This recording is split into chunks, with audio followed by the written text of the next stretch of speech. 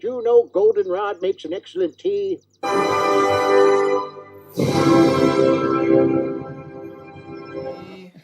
Happy birthday to me. Happy birthday, dear Aaron. Me. You are a sad, strange little man, and you have my pity. Or what's inside. You suck. Finally, we're going to reveal the... Hey everybody, welcome back to Tomic's veteran of the comic book industry for 30 years. I'm a writer, I'm an artist, and this sucks.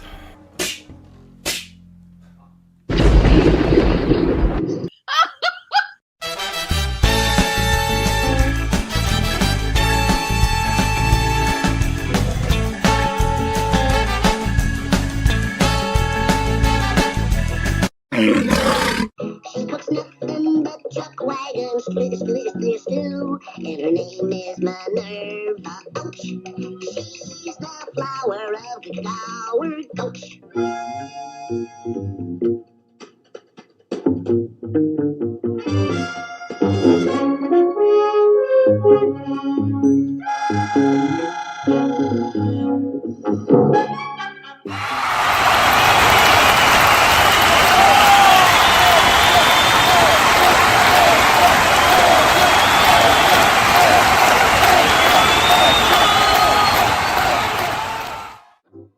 Don't start! We haven't left yet!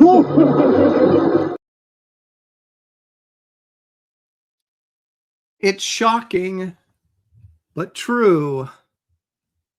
I have returned. Welcome. Welcome, 2026, the first show of the new year, at least for me. I know a lot of people have been streaming like mad over the Christmas holidays and New Year's, and it's just been a blur to me. And so I wasn't able to stream. A lot of you know the story. We'll get into it a little bit in a minute. But finally, there's a sort of normalcy, a return to normalcy around here. And so I'm back, baby. Now, we did talk about last year, we talked about changing the name of this show, which I'm going to do. But I can't really start manipulating the format until we finished one big thing, and that is we have to get to the 100th Frazetta image of the day before we get there and do that special Frazetta show. And that will then be the turning point where I'll get a new intro and we'll call it a new thing and do the same old crap. And then go, why isn't my audience bigger? So anyway, what a 2025 and ending to 2025. It's harsh to say this, but it may have been my worst Christmas ever. There goes Christmas. I made a special note or point, I guess I should say. I made a special point to go to my daughter, like right at Thanksgiving, and going, I got to get that Christmas spirit back, that good old feeling of Christmas. I said, so help me. Let's get jolly this year. Let's do Christmas crafts. Let's do this. Let's do that. And with that, and going in with that intent, she, of course, left almost immediately after to go to Phoenix and visit friends for a week. So it kind of set everything back. And then it just never really happened. And then as we neared Christmas, my mom got really sick, right? And, David Williams sent me this video of like this new strain of whatever going around that some people were speculating or are speculating that it was another lab leak. And it's this respiratory virus and that it just takes forever to get over. And my daughter's boyfriend had it for like 3 months. He's like 20 something. And then my daughter got it and she was coughing for a month. She gave it to me. It only took about 2 weeks for me to shake it. And then my mom comes down with apparently the same type of thing. And of course, for being 94, she ended up in the hospital. no one ever told me, like none of the doctors said, I don't know if she's going to make it or not, but you had that feeling. You went in there and you go, my mom's 94. She's in the hospital. She just looks miserable, coughing up junk, and she's not getting any better. And it was just kind of getting grim there for a little bit. And then she turned the corner, and she came home yesterday, and she's even better today. So I'm very optimistic now, and I'm feeling pretty good about it. But she missed Christmas. She was sick. We had one really fun day where my son and daughter and their grandkids came over, and that was Christmas Eve. We had a whole day of it and opening presents and stuff. And I feel really bad because my mom was just too sick. She couldn't come down. And this is before she went to the hospital. And, but other than that, it was, within those parameters, we had a really nice time. But then Christmas was just me and Samantha like playing board games and watching bad Christmas movies because Shelly was laid up from usually after a long day with the grandkids that she's done for the next 24 hours.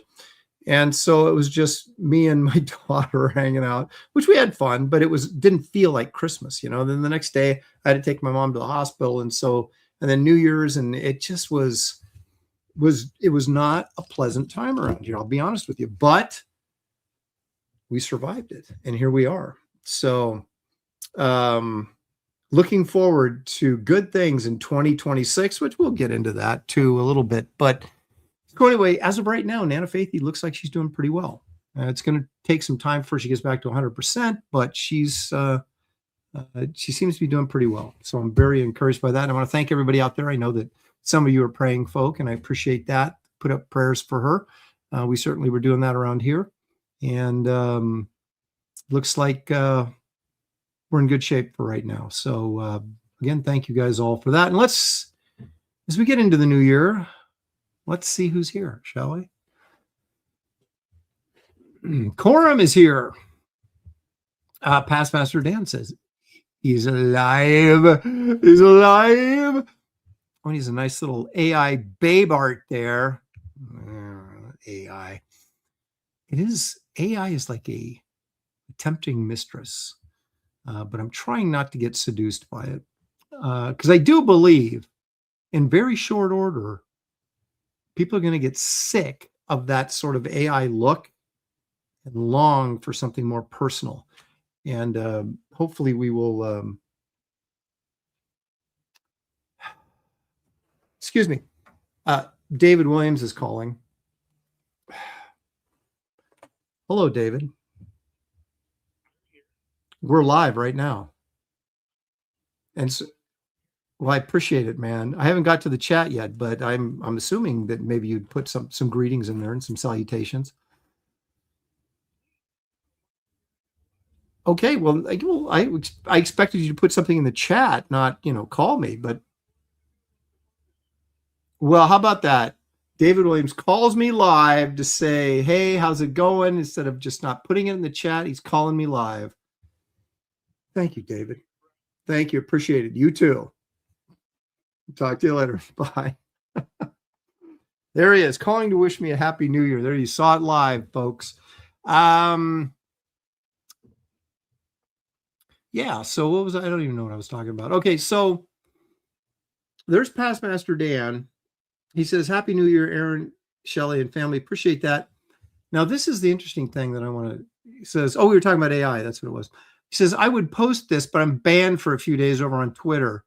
Past Master Dan getting himself in trouble again. You got to be careful over there. It's a free speech platform, unless you say the wrong thing, I guess, right? Randy Howell, all the way from Canada, is here. Let's hope for some good news about Nana Faithy. I just gave it to you. And I got some other good news. I just put together your box. Randy ordered Wraith of Everything and a t-shirt. So I just put it together, printed out the label, put it on the box, going out in the mail tomorrow.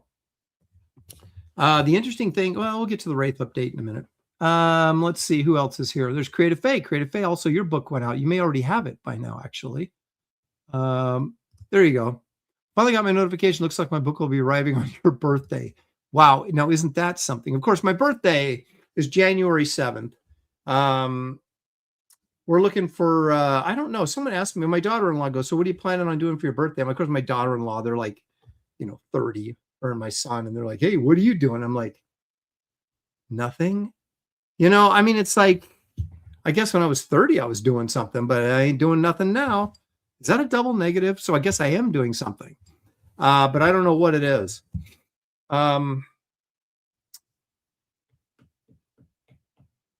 Yeah, I have no idea. I have no plans for my birthday.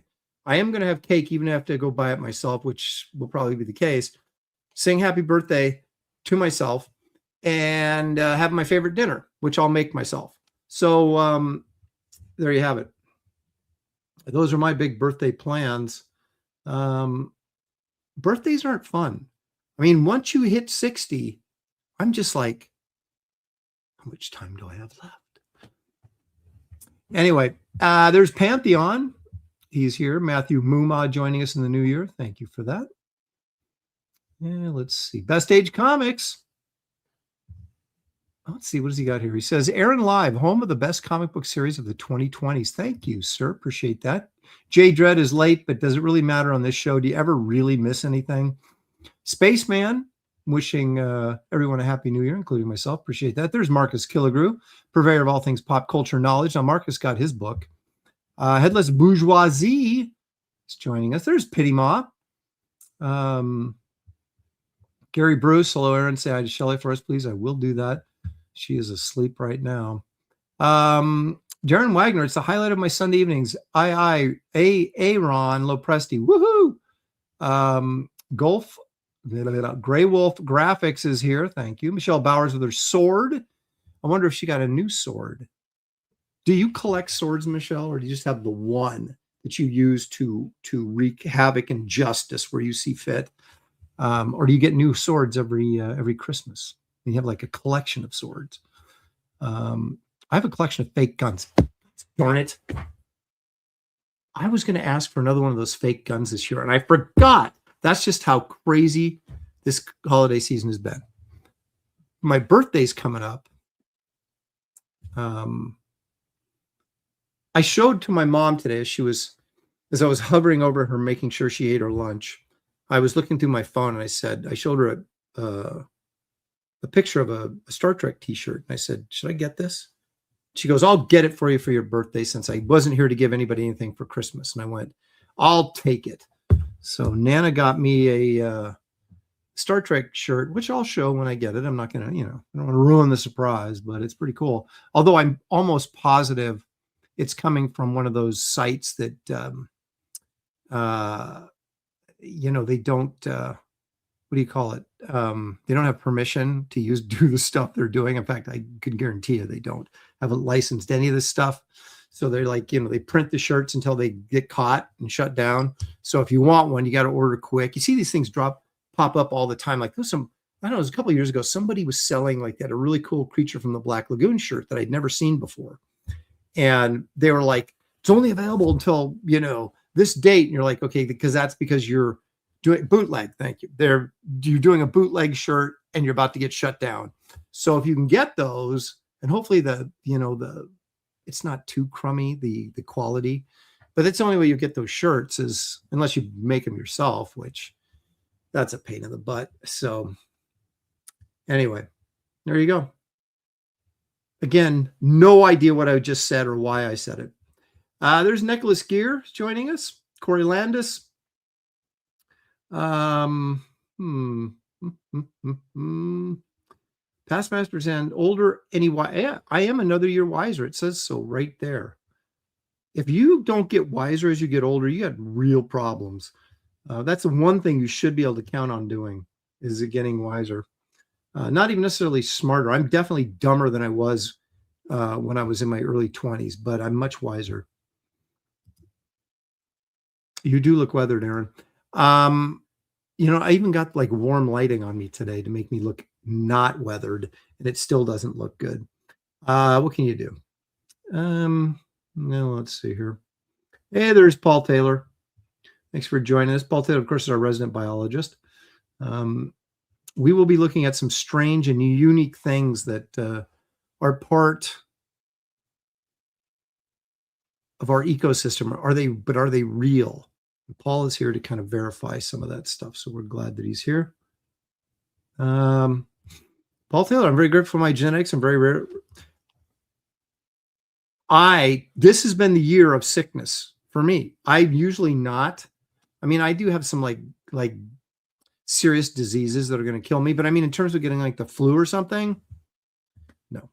I usually don't. But today I got the flu from my grandson, and then I got the cold, which I assume was from my daughter. This strange viral lung bug that's going around. But generally speaking, you rarely get sick. When my kids were sick, never. Shelly got sick all the time because he was teaching school and she was always sick. I never got sick. I mean, I shouldn't say never, but rarely. And my mom hasn't been sick. That's what she's like, what's wrong with me? I go, Mom, this is called being sick. N94. Something that she hasn't experienced ever. So, Paul Taylor, is your birthday? It is indeed January 7th, Paul. Just right around. Dude, it's like 3 days. If I'm going to have a cake, I better get planning. Wow. John Platt says, hello to Aaron Lepresti and the mods and chats. I received my Wraith of God 3 comics, and once again, they arrived in sturdy Gemini cardboard shipper, and my books were in pristine condition. Thanks, Aaron. You are welcome. Thank you. Oh, I've got some stories to tell about shipping, but we'll get there in a minute. There's Custom God. Spaceman says, speaking of, I go to the hospital Wednesday for surgery. Oh my gosh. I hope it's not.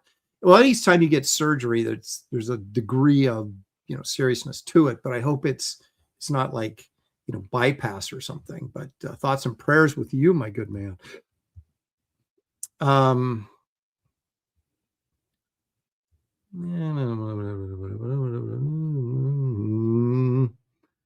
There he is. There he is. Took me a while to get there, but there he is. David Williams in the chat.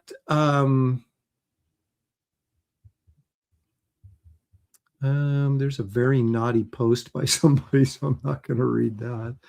Glitch, hello, just got here. What did I miss? As I said previously, this is the best show because you can come as late as you want and you never miss anything. Slam and Brandon says, Ethan's been giving you high praise lately. I think he misses you. Yeah, I have not been. That's very nice of him, and I appreciate that, Ethan, if you're out there. I have not been on Kings for a month, and mostly due to the holidays and mostly due to packaging and shipping. You got to prioritize that stuff because I get very single-minded on stuff like that, and I got to get the rest of these books out, and we're so close. And we'll get an update here in a minute. And Dino Palazzo, he says, you know what? I remember packaging his book, and I almost scribbled on it, but I didn't. I sent him out a near mint copy because that's the kind of guy I am. Let's see. Who do we got out here? Custom God. Yeah, he's bootleg. I'm way behind. Gollum Wolf for 5. Thank you, Gollum Wolf. Appreciate that. First super chat of the new year. He says, I got a hardcover omnibus of Simons's Thor run for Christmas. That is a Christmas present. I'm not far into it yet, but it is beautiful. What did you get for Christmas? We're getting there. Once I get through the chat, there's a lot of catching up we got to do. So I got all sorts of stuff here. Yeah, it is. I'm getting a little too Santa looking. I gotta have Shelly trim this so I can look more styling again.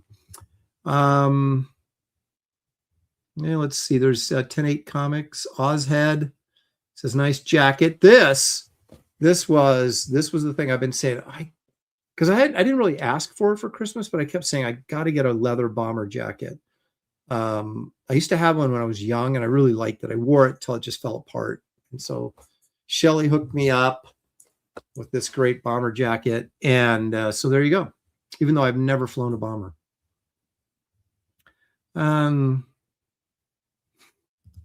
Oh my gosh. You go back that far with me, Glitch. I think Shelly did it, was trying to dye my beard live.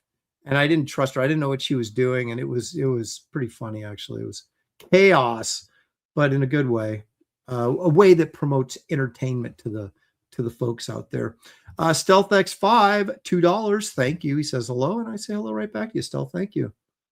Oh, Joseph Pantalon. He's got like Jake Paul or one of those Paul brothers getting his head bashed in. I'm still telling you, Mike Tyson threw that fight. Mike Tyson would have beat him into the ground, even at 50 years old. The whole thing was a setup, but he got his butt kicked by that other dude. Yeah. So you ordered both my Valiant, you ordered my Valiant cover, 2 copies. Thank you for that. Hong Kong Fooey says, I blame Cecil, and don't we all though? No, I will never. I'm not. I'm going white because I'm at this age right now where you can see it in my face, and it's like if I dyed this brown, I'd look like an old guy who like dyed his gray beard brown. It just wouldn't look right. So I've just got to go with it, and go with it. I shall.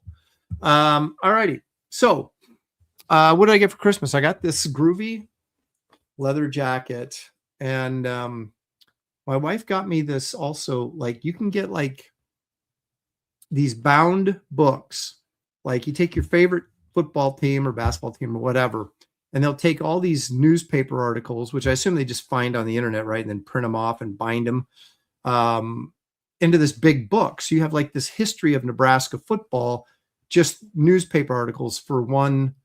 Was it the New York Times? I can't remember what the newspaper it was that they took these.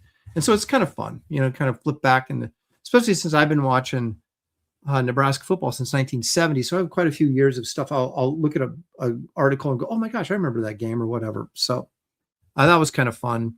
My son got me a comic book. He got me, let me see if I bring it up here.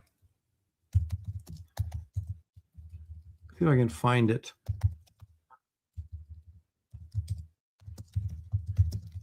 And it's not for the reasons you might think.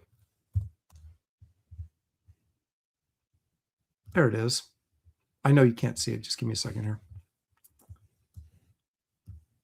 Here we go. All right. So my son got me this because I have we always give each other kind of a list of comics, but I have to give him like really cheap ones. And I never spend money on really cheap comics, or generally don't, because I usually save my money and get bigger comics. So I need someone to buy cheap comics for me. And there it is. Giant Size Spider-Man number 3. It's a nice near mint copy, but it's not slabbed, so I can flip through it. I haven't yet. Why did I get this? Because it's Spider-Man? No, I sold my Spider-Man collection. Why do I have this? Because it's Spider-Man teamed up with Doc Savage. That's why. And so I got this for Christmas.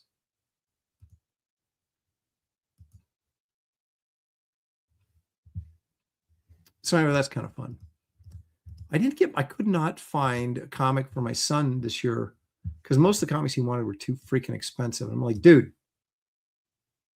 I'm a poor artist. You kidding me? He's an engineer, so he's like in a totally different stratosphere than me now.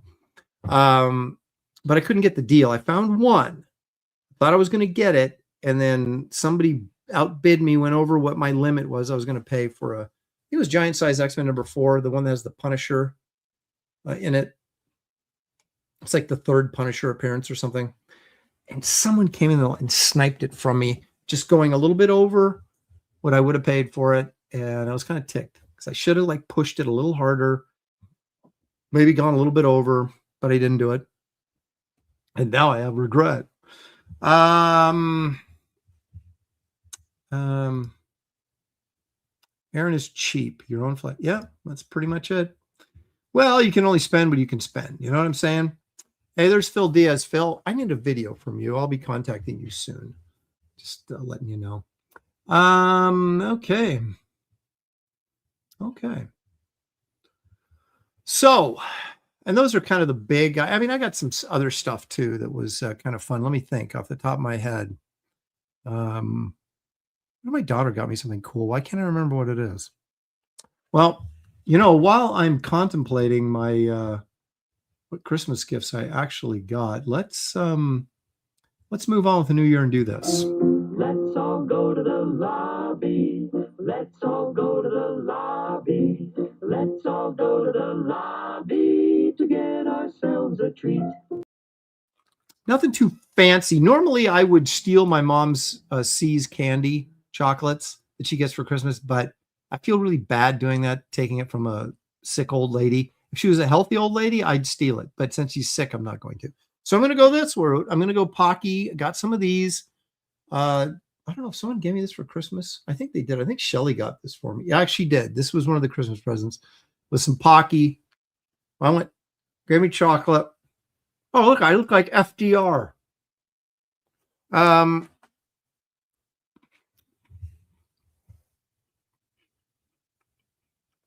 These are nice, low calorie, almost healthy in a way. So it's a good way to start off the new year. Also, a good way to start off the new year is take a look at our 99th Frazetta of the Day image. And here it is, folks. Watch your monitors, please.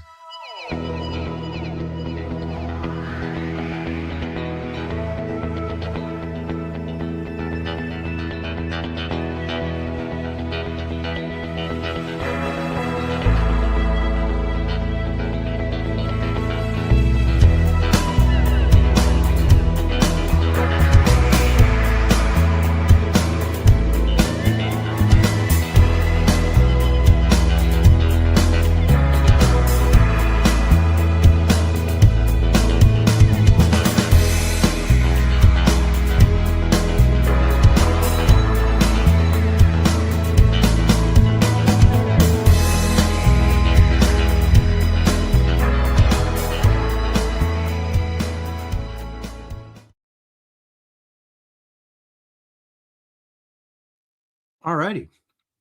That was 99, wasn't it? I'm pretty sure it was.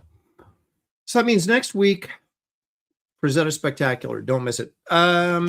So isn't it interesting, the color variance on that from the original painting to what it printed as? It's crazy. I always like that piece. It's very simple, but I kind of like that kind of hunched over goblin dude. I don't know. Simple, but again, very Frazetta effective. I like it.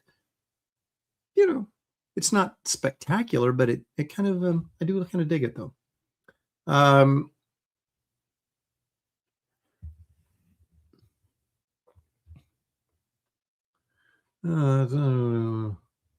said, so that's how I look when I have to go run errands in town.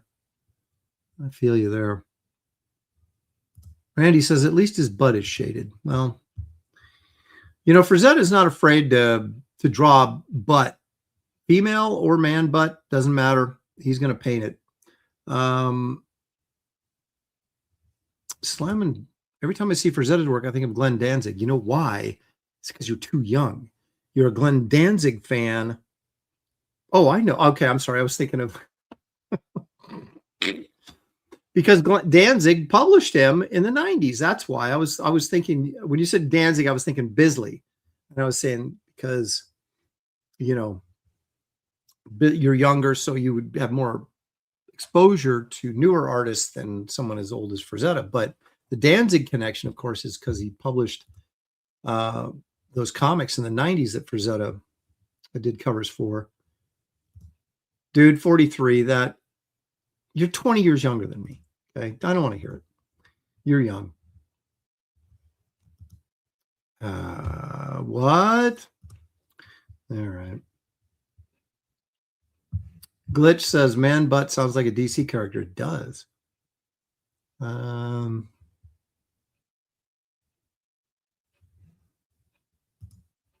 Where are these shirts, Aaron?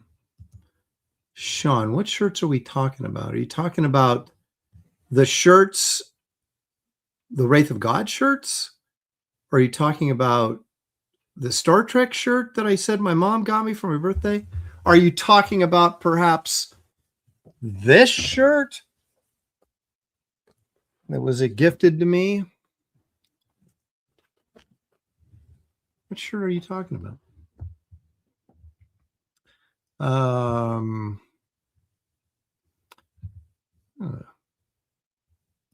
There you go. I love all of his comics. All right, man. All right. I'll back off. Darren Wagner for 2 got my Wraith 3. Looking forward to more in 2026. Thank you so much. Appreciate that. The werewolf shirt. Well, okay. Since you bring it up, let's talk a little bit about Wraith of God 3 shipping. Can we? I've shipped out over 1,000 orders. I know people are like, where's my stuff at, man? It's like I told you guys, and somebody's going to be first, someone's going to be last. And I apologize for all you guys that are last this time. But the way it's set up is I had Critical Blast do a spreadsheet for me of all the orders, right?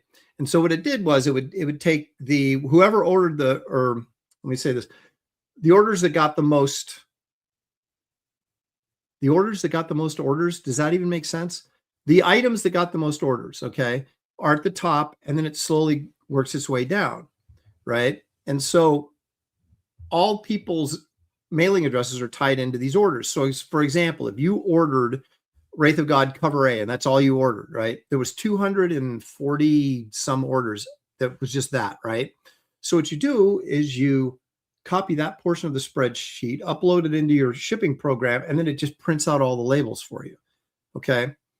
And so everybody's order is part of it, this little mini spreadsheet that is attached to whatever particular order you made.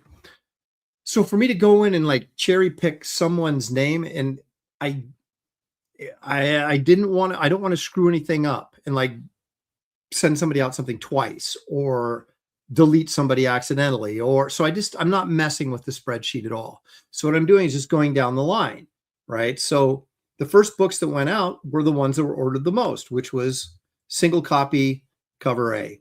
All those went out first, and then we go down the line, right? And so you get to, okay, you have 150 orders of cover D or whatever, just only. And then just keep going down and down. And then what happens is once you get through all of those, you get to the weird orders, the buffet style orders where someone says, well, I want cover A, I want cover D.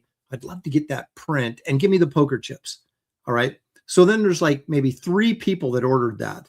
Okay. So those are all the way down to the bottom of the list because they're the lowest number of item that was ordered. So, and I'm just working my way down. I could have started at the bottom and worked my way up, but I wanted to get this feeling of getting a bunch of stuff out as quickly as possible because this campaign took me a little longer than I would have liked. And then of course there's always post-production issues that slow things down. And so I didn't get these books back from the printer until just before Thanksgiving, I think. Or was it just after Thanksgiving? I can't even remember now. And so I was just like, I got to get some of these books out. So that's what I did. And it was easier to get those singles out really, really quickly. So people would believe that I'm actually sending out the stuff that I promised. Okay. No matter how many times you do a campaign and fulfill it, there's always going to be people that are pissed at you and don't think you're going to fulfill this one. So I went that route. So the people that ordered like big stuff, like the Wraith of Everything, okay, those just got out the door like last week. And there's still a few more. Like Randy Howell, I just shipped Randy Howell's. And he got a Wraith of God Everything, but he also got a t-shirt. And so therefore it's its own thing. It's not part of all the Wraith of God boxes. It's the Wraith of God plus a Bisley t-shirt. And there's like 3 of those that people ordered, that combination. And so, I had to wait till I got down to that list. And I'm not looking ahead or anything like that. So I'm not going in and saying, oh, I remember him from the chat, or I know him, I should pull him out like sometimes I've done in the past. I'm not saying that I play favorites, but this time I'm just going straight down the spreadsheet, trying to move them as fast as I can. So there you go. That is my explanation. Now, I had somebody, I'm not going to drop any names because actually I don't remember what the name was.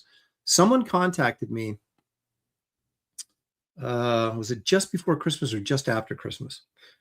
And said how disappointed they were in me and how irresponsible I was. And they've been waiting over a year for this book, which is true because it would have been a year in August or September when I launched it in 2025, right? Or 2024. And now we're still shipping out and it's 2026. So it's like a year and 3 months or something like that. And, just started railing on me and wanted a refund. And I was like, whoa. I said, you can't get a refund after the book has been printed And I said, I've been sending out updates. This should not be a surprise to you. I've been, keeping you guys up to date the whole time. But so then this person is like, and I wasn't even sure if they were trolling me because I couldn't, based on the email they sent me, I couldn't even find their order.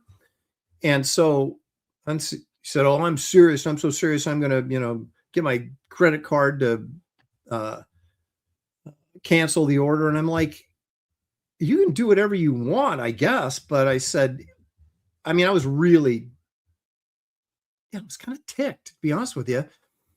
And then I went and checked the order status and found out the book had already been shipped out. I'd already shipped out this person's books.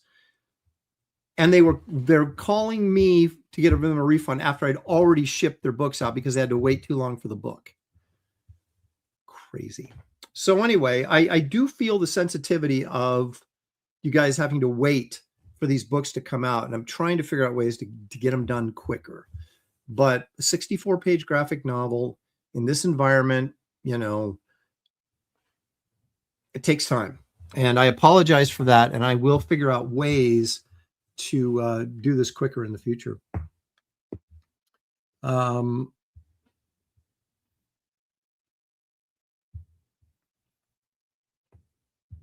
Well, the person ended up to be like one of those people that have become anti-CG.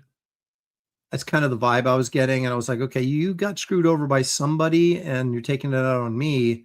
So anyway, they filed for a refund, and then I countered by contacting Indiegogo and saying this person cannot get a refund. Their material, they already have their stuff. So we'll see what happens.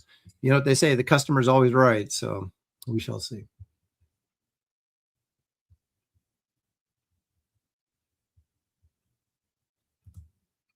David's disappointed. He didn't even order, and he's mad at me because I didn't ship him anything. Well,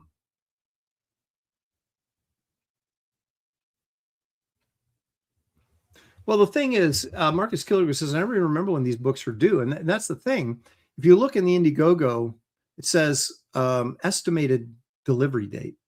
So you're asking, I got to give a delivery date. So you try to do the best you can. You figure, but sometimes even if you get it done when you want to get it done as the artist and writer, like with Kit Carter, Kelsey was about 3 months late on the coloring. Looked great though. And the thing is, as long as you get it within a reasonable amount of time, I don't think you look back 2 years later and go, I remember I had to wait 1.5 years for this. I mean, you shouldn't have to wait that long, but things sometimes do happen. And post-production is always is just a crapshoot. So anyway, I apologize for taking so long in this, but they are going out. And I think I've only got like less than 200 orders to go out. So the problem with the last 200 is they're all sort of like these individual buffet orders. And so there's like this assembly, and it takes a lot longer to put it together than just grab a book, put it in a mailer and slap a sticker on it and out the door. So, and I try to pack everything really nicely so it shows up in good condition. So, but everything's going out. Even when my mom was in the hospital, and I was spending every day up there for 6 straight days, I would come back at night and package books. So I am doing it every single day. So just hang in there. We're almost through it. We're almost through it. No, it's true. I've got a ton of positive responses, and I appreciate those. And I do thank you guys when you do that. But you do have to sort of keep in mind, okay, someone's pissed off. Why are they pissed off? Is this legit? Or, and if it is legit, you say, okay, well, yeah, maybe taking 1 year is too long. Maybe I can do better. Randy Howell for 5. Aaron delivers. He has fulfilled 5 campaigns. That is absolutely true. And Randy's going to get his box, hopefully, because of the Canadian Post, who knows, with his T-shirt in it very soon. Thank you for the 5, Randy. Appreciate it. I'm not sure if you're saying Kelsey was great, if that means if you think that he's no longer alive. I think he is. His book Scribbles is awesome. Did you get one? Because I never got mine. But the stuff in it is awesome. I've seen it. Kelsey, come back. Thank you. She's out of the hospital, though, and doing better, and I appreciate that very much.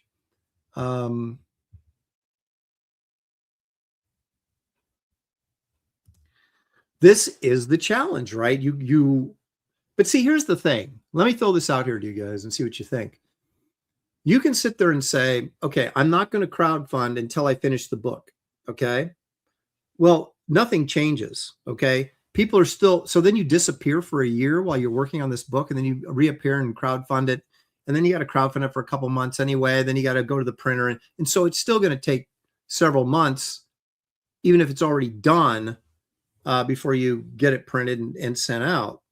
And so the same amount of time is passing. There's either just the idea that I'm crowdfunding this and then I'm going to start it, and then you're all along for the ride, or a creator disappears and then shows up once every year and tries to crowdfund a book that's already done, but you still waited a year for that next book. So I don't know if there really is that much of a difference. I think it's kind of a psychological difference where you feel like, well, I haven't, I'm giving you money, then I'm getting something right away, as opposed to giving you money up front, then having to wait. I guess, there's that.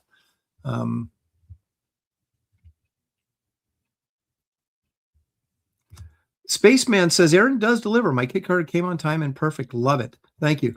And Spaceman would know because he's out there, out in the space time continuum with Kit Carter. So he's right there with her. He knows these things. All right. Paul is singing a song to Kelsey. Kelsey, come back. Any kind of fool could see. Go back to the 70s, baby. Yeah. All righty. So, Baldo, is that, look, I recognize your avatar, is that what they call those little images? But did you change your name? Baldo user. Well, maybe I'm just high. $5. Thank you. There have been so many cash grabs and betrayals in CG that I can't blame people for being so obsessed over due dates, shipping, and lateness. I don't disagree with that, but I think you have to sort of look at the individuals and their track record and use that to judge on an individual basis. Everybody wants, it's this whole sort of like policing CG. People contact me and they still do it. You go talk to Ethan and tell him he shouldn't have said this or what. And I don't even know what Ethan said, or not just Ethan, somebody else. Did you hear what so-and-so said? And I'm like, no, I did not hear what so-and-so said. Well, you need to condemn them. I don't even know what you're talking about. So we're not connected like you guys think. Well, not like you guys, but some people think we're connected. We're not at all. And so just because a couple of CGers are late on their books or whatever doesn't mean that all of them are. I know for a fact that the professionals, those are guys that I'm most in touch with regularly, they get their books out regular. Art is much slower. His work is fantastic though, but he's much slower. But that going in, of course. He all that stuff is up front. We're all trying to be very upfront. And I don't know that there's a lot of people swindling people out there, but if there is, I don't really know about it. I'm not really paying attention. My plate is full. Art of Roy, Aaron, tell Kelsey to at least compile a PDF of scribbles and send a link. Better than nothing.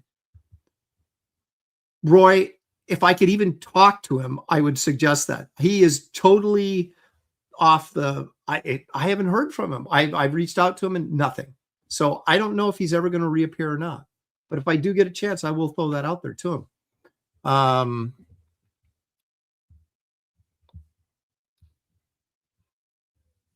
And Dino says, Art is slow because he was born that way. Art is so flippin' meticulous.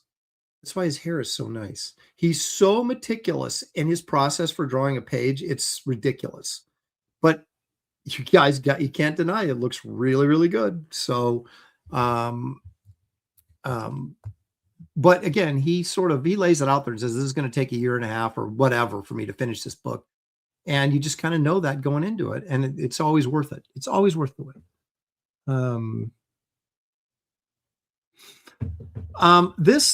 Yes, here you go. Late books just mean that they will get to me eventually. The issue I have is with Rob hunters who run away and not deliver anything. We've had too much of that. And what happened was we had a bunch of guys come into the CG scene thinking that this was going to be a piece of cake. And then their books didn't fund like they hoped they would. And so then they're stuck and they can't afford to do it, but they've taken your money. I don't operate like that. I never have. And I think I've proven that. So I would just throw out there to I know everybody's got burned. I've ordered books that I have not received. I get it. But judge everybody by their track record, because that's how you know what you're going to get and how often you're going to get it. Judge people individually by their track record. That's the only way you can do it. There you go.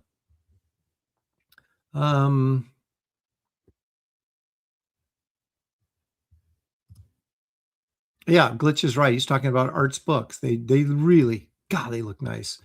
But he's incredibly meticulous. Aaron has fulfilled 5 campaigns over 5 years. That's consistency. And Randy Howell just gave me $5 Canadian to read that, to promote myself. Thank you, Randy. Appreciate it very much.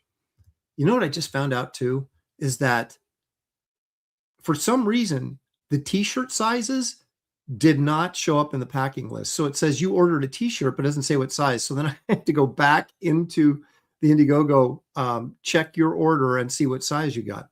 So I don't know what the moral of that story is, but so none of the shirts have been shipped out except for these 3 that just went out today. But as I get down into these like individual buffet orders, the shirts are going to start flowing. So just hang with me, guys. And I know you guys that bought original artwork and still haven't got it yet. You're like, I spent this much money, I should get it first. You're probably right. You probably should, but you're not going to. So I apologize. Again, it's the way it was set up, and I'm just going right down the list. But you will get it, and it will be packed securely. So there you go. All righty, enough of this nonsense. That's your Wraith of God 3 update, which was pretty lengthy, actually. A lot of stuff going on, but I am working every day, getting packages put together and shipped out. And so just keep your eye on your email notifications. And before you know it, you'll have Wraith of God 3 in your hands. And I thank everybody that is posting about it for not spoiling. Okay, because there is some major there could be some major spoilers in it that might really take the edge off the story for you. So you guys, thank you that got them early for keeping it to yourselves for the most part. And even guys that reviewed it have sort of kept it generic as not to ruin it for the people that are still waiting. Leg Kick 5 for $5. Leg Kick is here because Leg Kick is almost always here. Still haven't gotten mine. It's okay. I know it will get here. Did you get an email notification? I thought I shipped yours recently. I mean, like very recently. Also depends on what you ordered. If you put a weird order together, you're at the bottom of the list. Not because I put you there. Okay.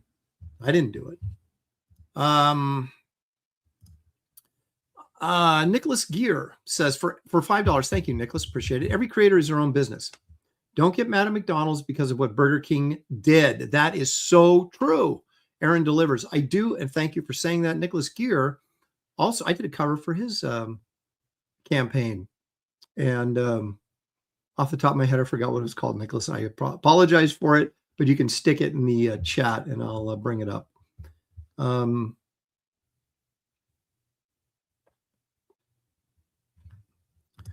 Sean Allen ruining everything. The Wraith being Muslim surprised the heck out of me. Oh, and Dino, of course, saying if he was a YouTuber, he would spoil it. And I would expect him to. But there you go. Okay, see, there he goes. He got the notification. So there it is. His book, as they say, your book is in the mail. All righty. Let's do something else besides me complaining. I got to write some of this stuff down. Marco Rubio as the town sheriff was a bit odd. There it is. Relentless Tin Soldier looking to launch February, March with a completed book. There you go. Nicholas Gear is going the other route so that you don't have to wait. So check that out it's on Indiegogo, isn't it? Tin Soldier, isn't that on Indiegogo? Gemini Dragon says, you complaining is fun. I'm kind of like, there's you know what I should do? Ethan has Trash Cast. I should have Whining Cast, right? Where I just sit here and complain about everything. I would be perfect at that. Okay. I don't even know what I'm doing right now. It's the new year. You'd think I'd come prepared. And I did have the show prepared last week.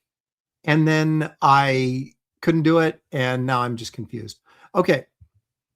I wanted to take a moment because I thought it might be kind of fun, and I would have done this last week, like on New Year's Eve-ish, but oh well. I've done this kind of before in the past, but I want to take a look back at some Christmas presents I got over the course of my life that I really enjoyed.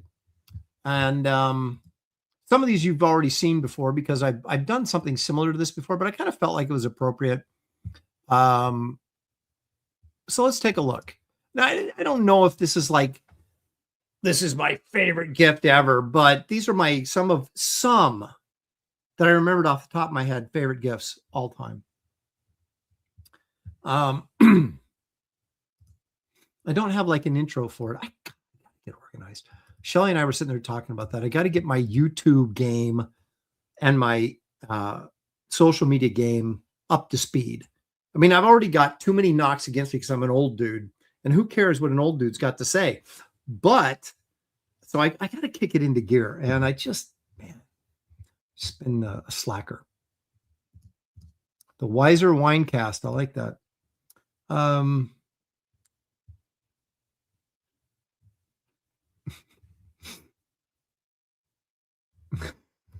Aaron gifts that Aaron received from the UPS that he enjoys. I don't think I passed the buck to Shelly. I just said Shelly and I talked about it. I don't think that's passing the buck. All right. Anyway, here we go. If I don't know, this could be my all-time favorite gift. I don't know. It's right up there. And I'll admit, I still have this game and we play it on occasion. And it's a simple game. So really it's one you kind of wait like till your kids are old enough, like they're, 8 years old or something. And then you play it with them, which I did with my kids. And then they get too old for it, and then it's kind of dumb. They don't want to play it anymore. So then I got to wait for the grandkids, which I will play with them this game. So I still have all the parts. It's none of it's broken. It still glows in the dark. The boxes beat the crap, but I just watched. My daughter made me watch. What's that? Tim Allen, the Santa Claus, right? So we watched that.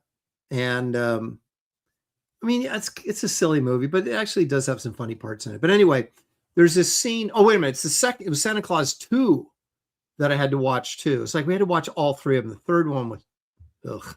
But the second one was where he goes back and gets a wife, right?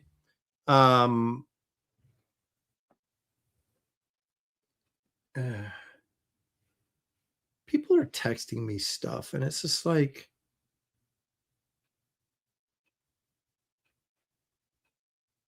my daughter's like, why is she Christmas shopping right now? All right.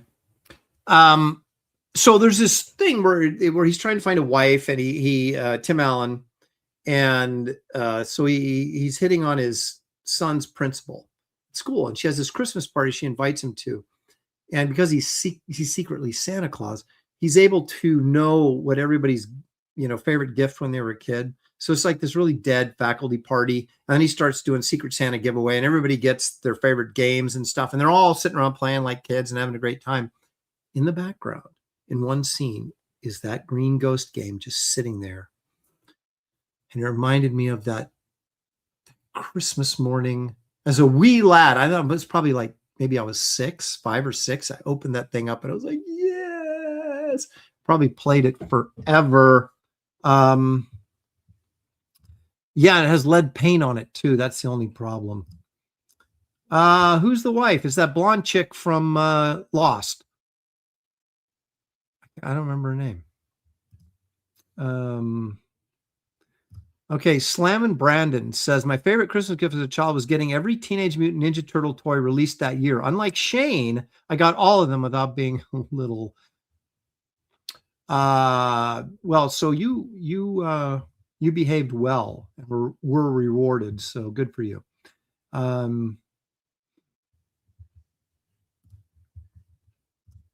When I changed the name of the show to Comics, what was it? Comics, Culture, and Cannonballs? No, it was Comics. What was it? You guys remind me. But anyway, first cannonball of the new year, right there it is. Oh boy, lead paint. That explains a lot. Okay, there's our first two of the year.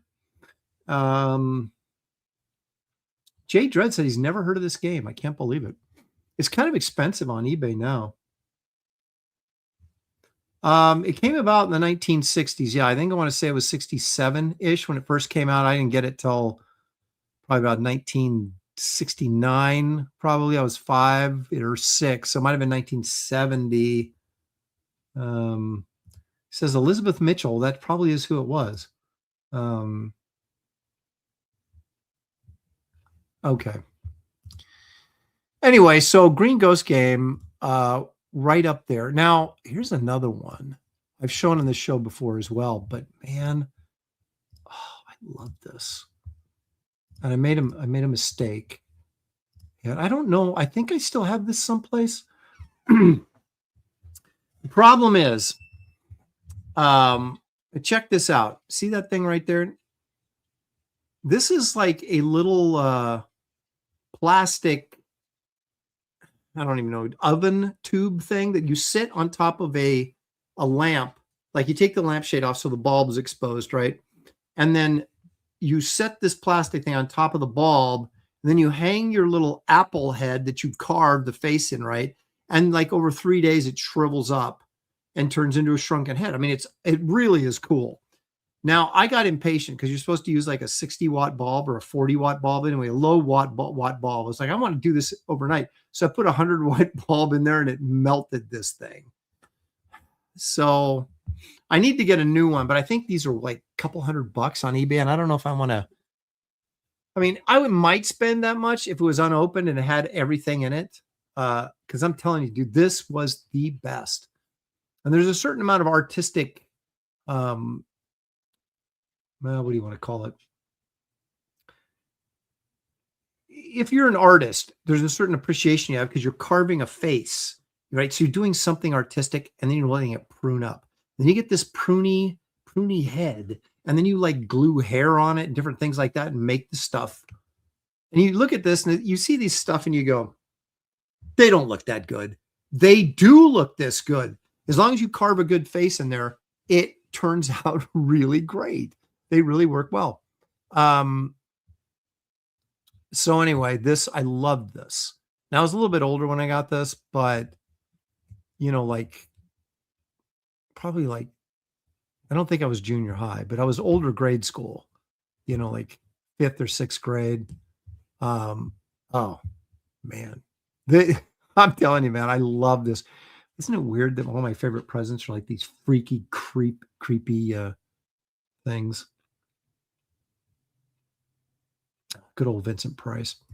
All right. Speaking of creepy, now it definitely was in junior high when I got this. I still recommend this book. Now I haven't read it in ages, but I did read it. I got it on, no lie, got this on Christmas Day. I read this entire book. I mean, it's not super thick. It's a hardcover, and it's basically written like the actual Diary of Victor Frankenstein, and it has like little sketches in it, like medical sketches and things, and it goes through the whole process of him creating this monster, right? And so you're reading his diary entries, and they have all these little sketches of, like he's operating on a dog, and it shows the dog's head cut open with a brain and all this kind of stuff. And then eventually it gets to the monster, right? And the creation of the monster and what this monster has become, and the ending is chilling. Okay.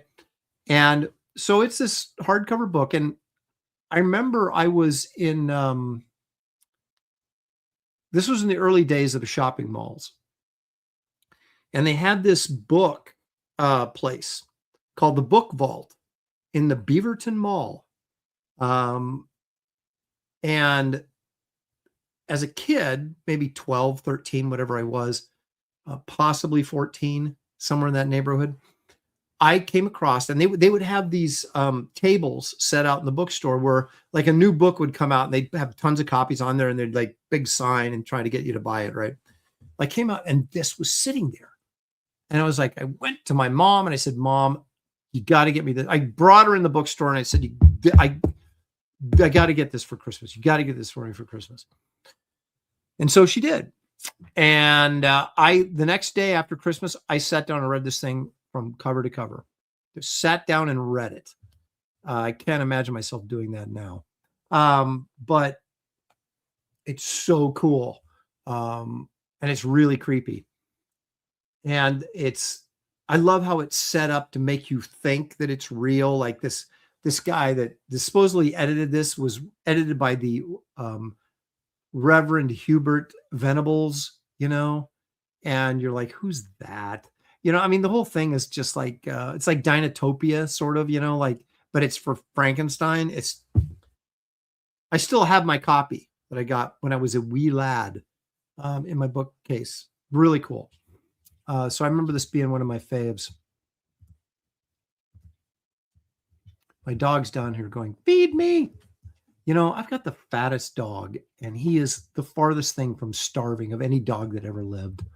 All right. And about that same period of time, actually probably a couple of years before, in the same place, the Book Vault over in Beaverton Mall, I walked in, I think I was 11 years old. It was 1975. I was 11 years old. I saw this. And I'm like, who is this Frazetta dude? And I started as a young artist, a wee lad of, 11 years old, but I was still, drawing. Hadn't really, just starting to get into comics a little bit. And I opened this book up and my mind was blown. And so I was like, Mom, and the funny thing is, most mothers, especially a good Christian mother like mine, would not buy a book with some half-naked Egyptian princess on the cover. And yet, my mom was she's such a supporter of the arts. She was a big fan of comic strips growing up. She was, she loved Flash Gordon. She got me hooked on Star Trek, and understood a depth that most mothers would not understand, that I was trying to be an artist, and anything that was art related that I was into. Now, she wouldn't have bought me pornography, obviously, but this to her, she was a big art fan of pinup art, like George Petty, back in the 30s. She loved that stuff growing up. And she was a bit of an artist herself, but never really practiced it. And I had an aunt, her sister, that was a very good artist that never pursued it. So she was bound and determined to make sure that I had everything I needed to pursue this, this dream of art. And so she would buy stuff like this for me, and I would even show it to her. It wasn't like I was hiding it from her going, oh, look at, there's a bare butt here, or, there's a side boob here or whatever. I just show it to her, and I would draw naked people, and not dudes, of course, but I would draw naked women and show her, and she would critique it and say, the shoulders are too broad, the waist isn't thin enough, whatever. And so she was really cool about that. And so I got this, like, 11 years old at Christmas. And it was just, oh my gosh, I remember just the level of excitement when I got art books like this, or similar, like that Frankenstein book. It wasn't an art book, although there was art in it, but it was just fantastic, right? It was the imagination, and to just kind of like be just lost in your own imagination and looking at fantastic art and dreaming of someday of maybe being able to do something like this. Those are the days that I long for, to get that feeling back. Right. But anyway, this was a groovy book. You cannot prove that. Let's just leave it at that.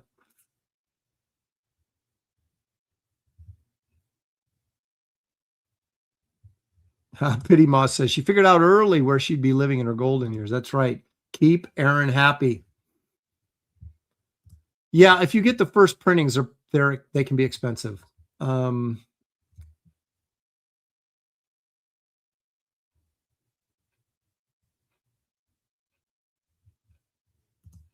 Of course I do. I have that book. Well, actually, you know what?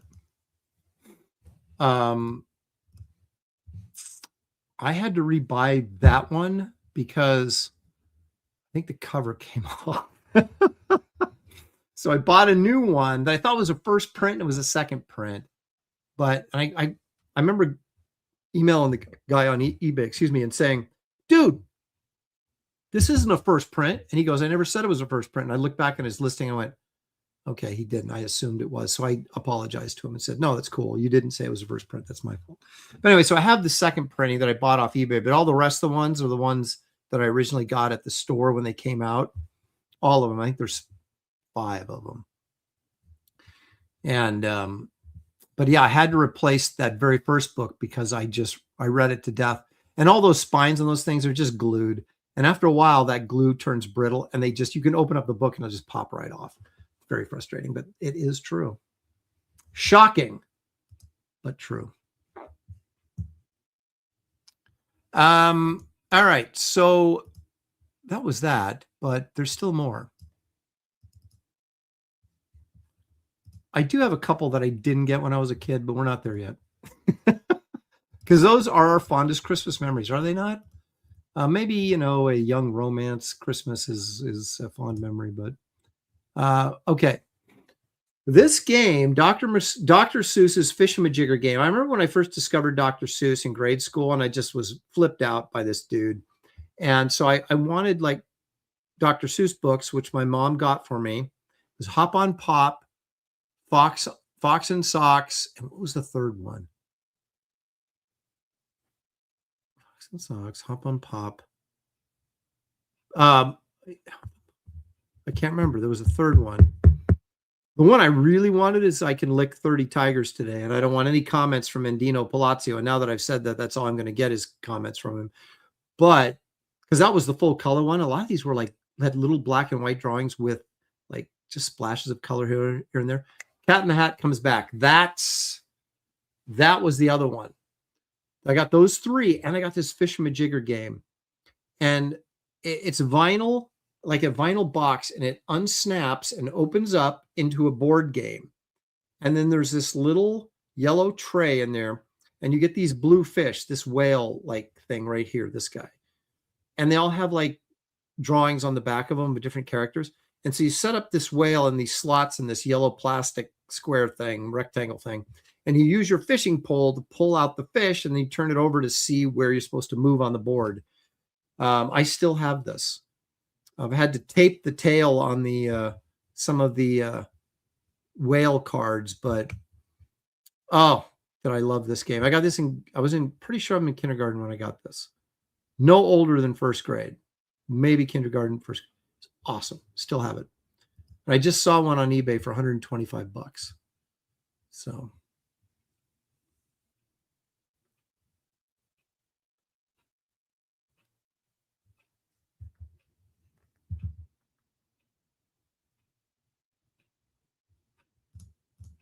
Slam and Brandon says his prize collection is a first print Lord of the Rings box set that my dad handed down to me. So like a box set, like DVD box set. I took my son. Now my son's 10 years younger than you. He's 32. But I remember taking him to the Lord of the Rings trilogy, and that was kind of his Star Wars. Because he did get to see the Star Wars, the second set of movies that George Lucas made, the ones with Qui-Gon Jinn and all that, and Darth Maul, who was the greatest character, and they killed him in the first movie. Makes no sense to me. But anyway, so he saw all those and was kind of into that for a while. But Lord of the Rings is really kind of his thing.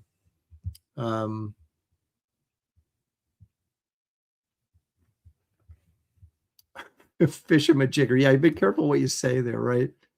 Okay. Anyway. All right. So, and a couple of adult gifts, meaning not adult gifts, but gifts I got when I was an adult or, 20 something. This is like a very nondescript book by the cover and everything. They also, the same people did, Gail Kin and Jim Palazza did a book called Academy Awards. And it looks almost exact. It's blue though. and has this kind of canvas cover to it. I got both of those together for Christmas one year. And I still look through these things all the time. So it has AFI's, I believe it's AFI's 101 greatest films of all time. Or, no, I take that back. I think it's these guys' picks, but they're based on other polls that were taken, like AFI and different ones. And like Jaws is like 51, I think, in this, which I can live with. I think they got The Godfather #1 in this book. But it's great because it gives you a review of the movie, like the positive review, then a negative review it got, and then history. And they're really well done books. And then their Academy Award book is great because it has like little facts about, you know, the award process and who didn't get nominated and who should have got nominated and who got mad they didn't win, those kind of things. So back when I was a big Hollywood film guy, before it became what it has become. I mean, it was always corrupt and immoral, but we just didn't know about it. But now that we know about it, it's kind of like we're all disgusted with Hollywood and nobody cares. But you go back, to the vintage days, and that's good stuff.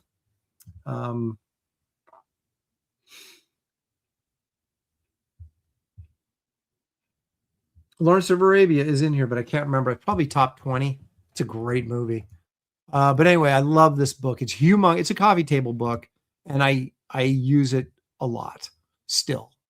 And I think I got it maybe 20 years ago. Shelley got me this, and this was a really good Christmas. I can't remember all the it was one of those Christmases where I just got nothing but fun stuff. You didn't get any clothes, although I love this leather jacket. Don't get me wrong. And she got me these hats one year too, these Newsy hats, which I also love. But clothes can only take you so far, right?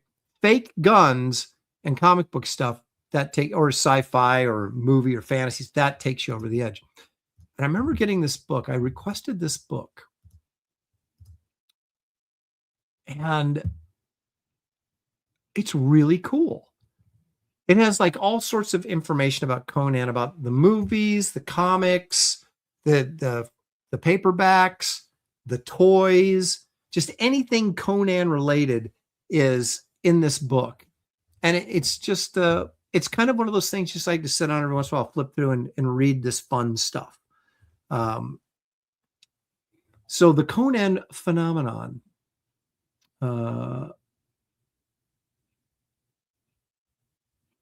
I really enjoyed this book. And I think I got some Big Trouble in Little China books and like the making of, and a lot of making of, like the making of Lord of the Rings. Oh, no.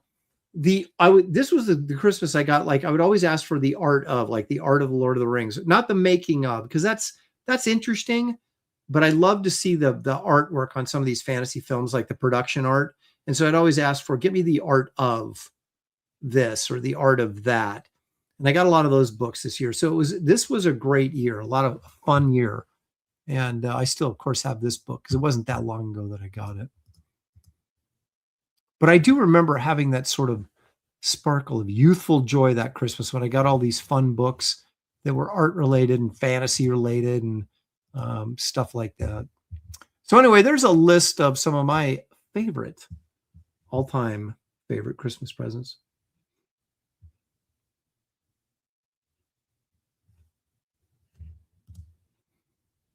I think so. That does have some Conan action figure stuff in there. Bad Adam 12 for 10. Thank you, sir. He says, damn it, Aaron, don't think that I can't see those fudge stipes sitting behind you. Look, guys like us in our early 60s have to watch what we eat. I know you're going to eat them anyway. Make them last. Are you what? Cookies? There's no cookies back here. Dude, if there was cookies, I'd be eating them. I've got the Pocky. Thank you for the $10, by the way. I've got Pocky. Now, this, somebody, who was it? One of our regulars. Sorry. I'll think of it in a minute. Gave me this bag of hard candy. So it's got like hard candies, I'm not a big fan of hard candies, but I do like the butterscotches, and the peppermints are okay, but I like the butterscotches a lot. So anyway, and then this, I don't know if you're thinking this, but this is a roll of Scotch tape. I'm not eating this. So I don't know what cookies. I don't know what cookies he's seeing. Are there cookies in here? I don't know it. I don't see any cookies.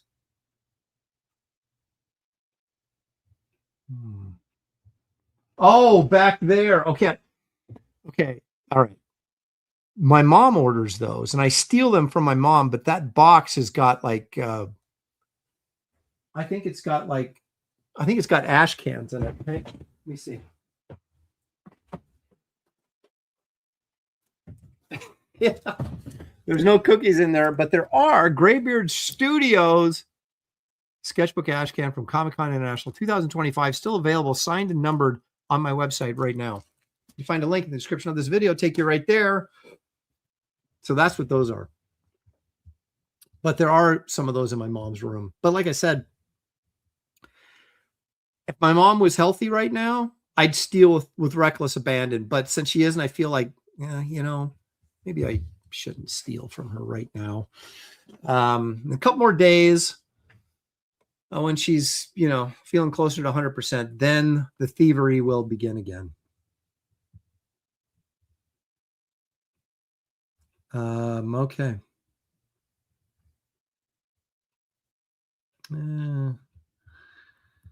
I've never shied away from admitting the truth on that. I do. My mom, she just buys cookies and candy all the time. And that's to lure us in there. Like she acts like we never go in there and visit, which we do all the time. I do daily go in and check on her at least once. Now that she's sick, I'm feeding her and all this kind of stuff. So I'm in there multiple times a day, but we go in there all the time to visit. But she's like, oh, I got to have cookies and stuff or you guys won't come in. I was like, oh, brother. So yeah, I steal. Sometimes her hearing's bad. She'll be on the computer. I'll sneak in behind her, steal the cookies, leave, and she'll never even know I was there. So, now what are you going to do? That's the kind of guy I am. Okay. Paul Taylor says, I just had ice cream until Aaron started talking about brains. You're a biologist. That should not bother you at all. All right. Where are we at? Where are we at, folks? Oh my gosh. This show's just moved right along. It was all that me complaining about, I don't know if I was complaining as much as I was telling the tale of shipping Wraith of God 3. But anyway, I've got a couple more things to do here before we get to the Bigfoot portion of our show. Let's do this.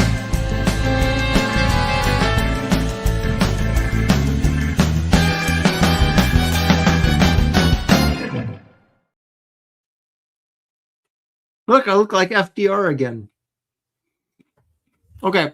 Although FDR never had a beard. Pretty much says, we missed your bitching, Aaron. We want more. That's all I do. Dave Ulbrich, former publisher of Malibu Ultraverse, and now works for San Diego Comic-Con in a very prominent role. Always called me a whiner. Said, all you do is whine. And I'm like, so what's your point? All right. So I'm digging through the flat files, saying, what can I share? And you go back and look at some artwork maybe that when you did it, maybe you weren't happy with, or you thought, this should have been better. Because, like, for example, when I was working on Excalibur, I never thought I did a good job in the book because it really didn't get me anywhere. It didn't really, I was, I was in at Marvel and I was doing stuff, but it was like, no one ever looked at my Excalibur stuff and said, hey, we need to elevate this dude. So I always felt like I was always trying to do better. But now I'm looking at it and I'm like, stuff was pretty good. I got hosed. Okay, now I'm going to start whining again.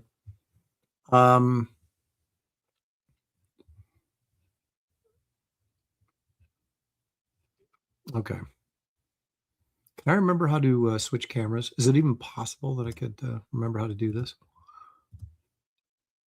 Woohoo! I did. Okay. So this is page 1 of issue 1.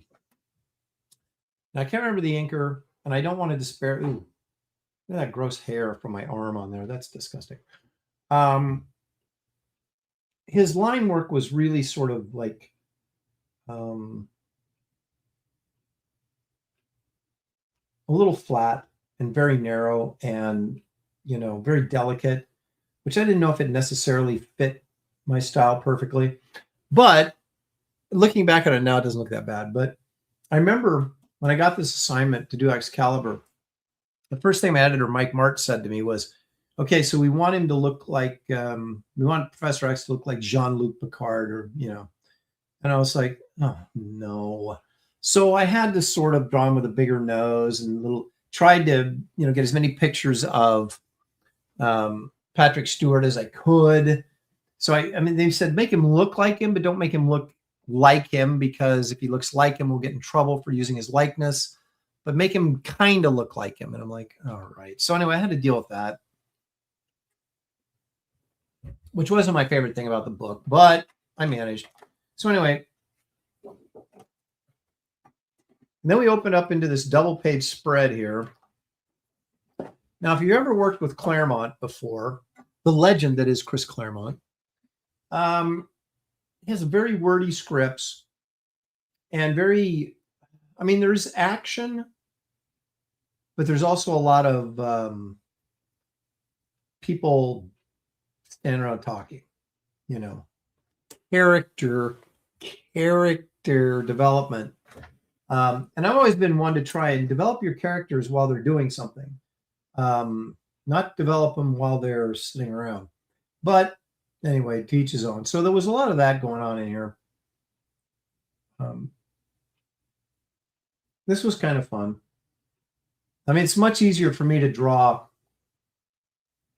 debris than, because then I can freehand it, rather than trying to draw like New York City. Look at all those little Franklin Booth Wrightson-esque clouds there, the little line work in it.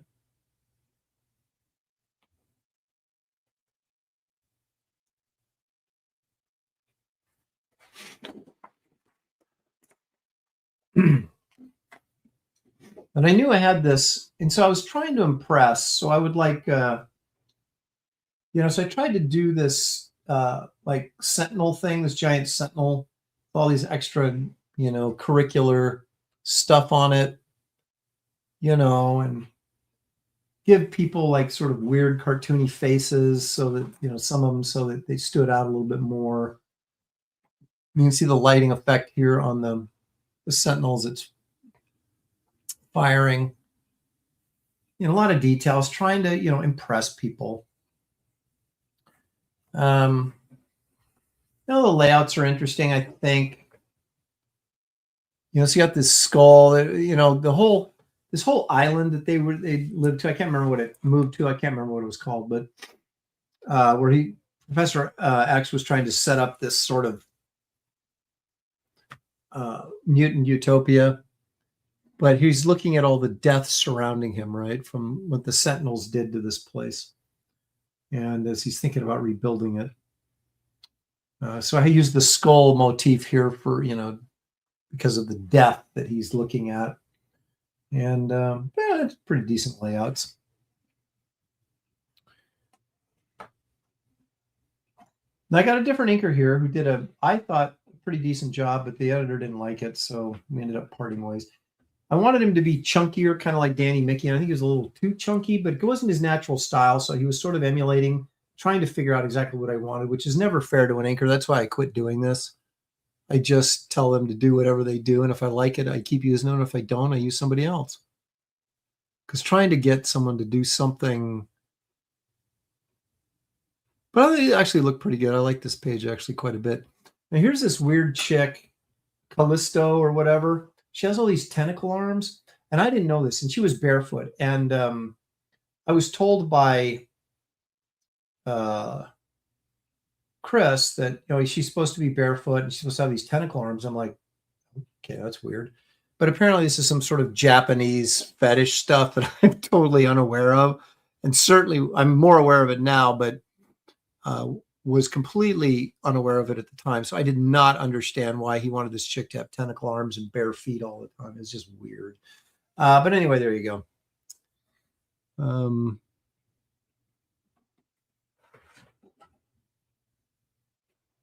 I always like that drawing right there, that chick, some sort of robot. I don't know what her deal was.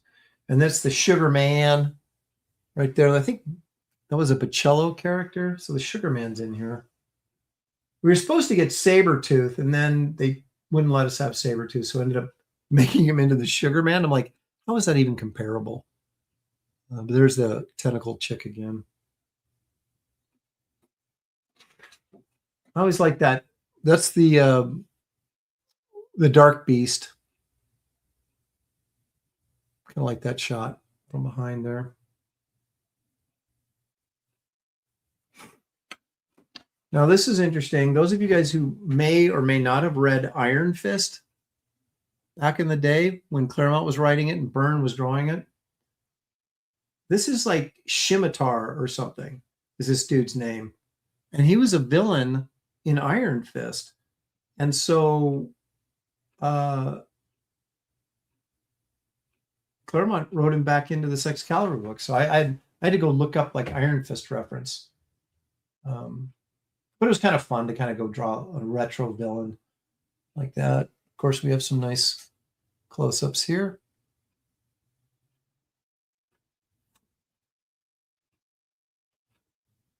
Look at all that detail. It's Aaron trying to impress his Marvel editors, and it didn't work. This is one of my all-time favorite pages. Love that drawing of the angel. I redesigned his costume, too, which I kind of liked, and of course, it didn't stick. Isn't that, look at that, nice figure work, nice lighting effect.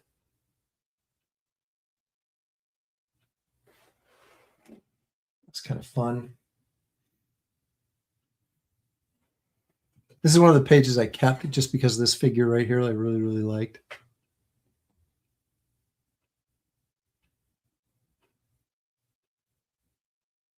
Nicholas Gear wants to know, does this tie into the original Excalibur? Not at all. It has absolutely nothing to do with it. So it was one of those bait and switch things where Marvel goes, hey, do you want to draw Excalibur with Chris Claremont writing? And I'm like, heck yeah, I do. And then you get the script and you're like, okay, where's Captain Britain? Where? None of them are in this. It had nothing to do with it. And the other thing is I created so many, or I should say co-created, a ton of mutants like this dude. That none of them have gotten used in anything that would get me any royalties. It's just, I did 14 issues of this book and I created tons, or co-created, excuse me, tons of new mutants, both good guys and bad guys, and none of them have ever been used for anything. Look at this guy. He looks like Killer Croc.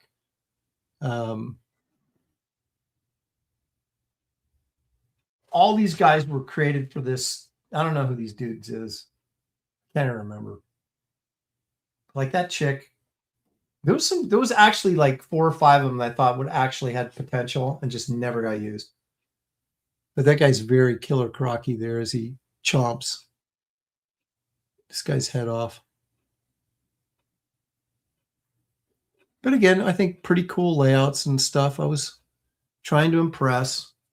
I've gone through stages where I was like, I wanted to do like really cool layouts, and then like I want to do very straightforward layouts. And I don't know. I'm kind of in the middle of that right now. I don't know. I always like that head of Professor X putting on his scuba gear. And so like he's paralyzed, right? So he had to tie his legs together and he still goes swimming underwater just using his arms. Nice little silhouette there of Magneto jumping in the water. So like Magneto was a good guy, like for some of this. He can never make up his mind if you want to be a good guy or a bad guy. Look at the water effects where he jumps into the water. So we're underwater, right? And you get that kind of splashdown effect there. And the pillars supporting that broken out bridge kind of fade into the water there. I mean, it's nothing too freaking clever, but, you know, again, trying to do some stuff. And I always like this because that big face, Professor X. I think he was overly jacked. I mean, I had him ripped. But, you know, I thought that face turned out pretty well. So anyway, my conclusion being, after looking back on my run on Excalibur, was pretty good. It wasn't, you know, I used to think it sucked, and I don't think that anymore. It's I think it's solid. I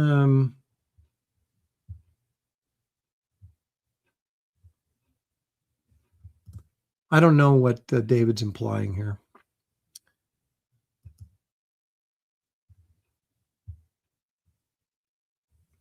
Corey Landis says, if I was the head of Marvel guy, I'd use all of Aaron's characters and pay him meager royalties.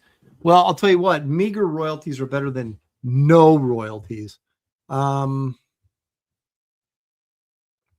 Yeah, this is what I tell myself. They probably didn't want to pay you royalties, which is why they didn't use them. Yeah, when secretly they probably thought the characters were lame. I'm going to say, like you, and just say, you know what? They didn't use them because they don't like me.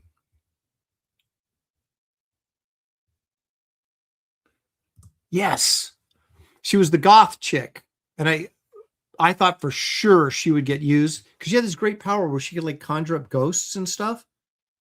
It was really cool, and I thought, okay, they're going to use this chick. They never did.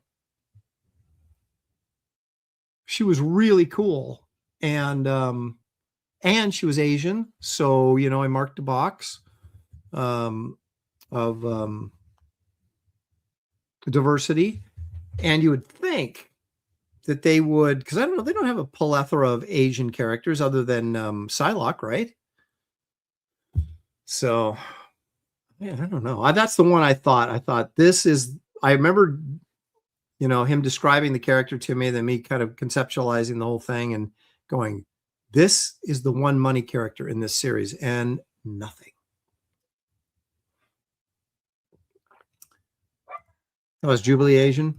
Okay. Well, okay, so there's a couple, but you know, I don't know. Why does my dog bark? Only when I'm on the air. Why? What did I ever do to him? So anyway,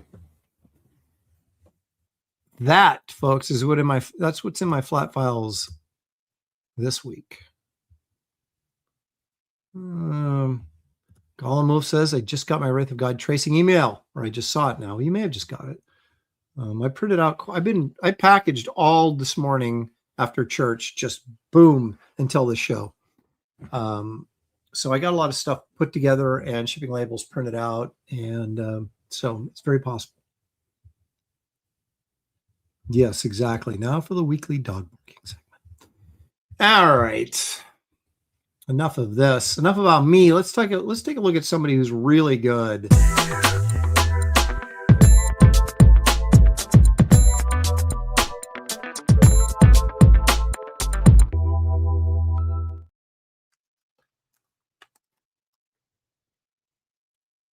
Okay, so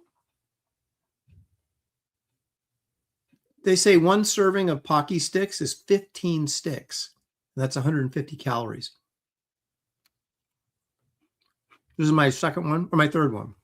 So I'm not even close to, you know, these are little shortbread sticks with chocolate on them. I feel like they're good for me. And I think that's all that really matters. All right.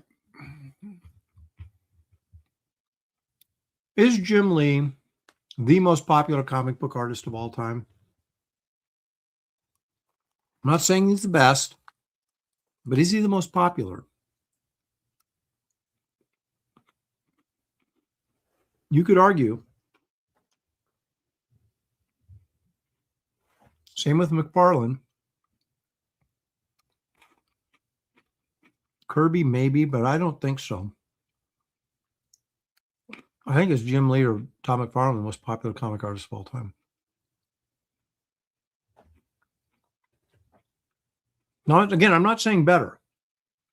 Because I see Neil Adams is in the, in the chat, and Kirby, and I just don't know that any of them ever, because of mainly when they drew, and fandom was what it was at that time and became so much bigger in the 90s, 80s and 90s. I just wonder if Jim Lee is.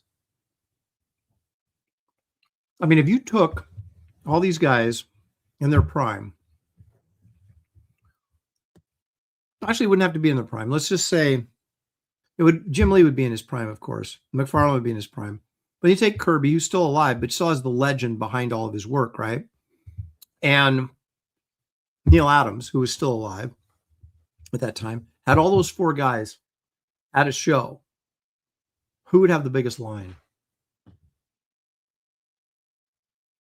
That's the question you have to answer. And I guarantee you it wouldn't have been Neil Adams, possibly Kirby, but I'm betting it would be either Jim Lee or McFarlane would have the biggest lines.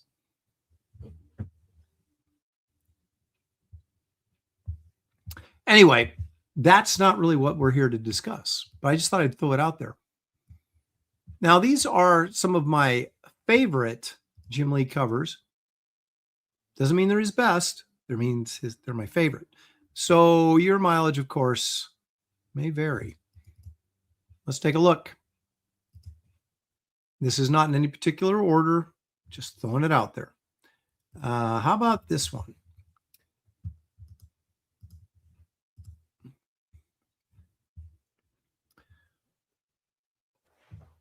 You've got this strong central image coming at you, a nice black spotting on here to give it volume, powerful, energetic, Kirby-esque, may I say, David Williams-esque. You can tell the little Art Adams influence, especially back here on the Colossus figure. Awesome.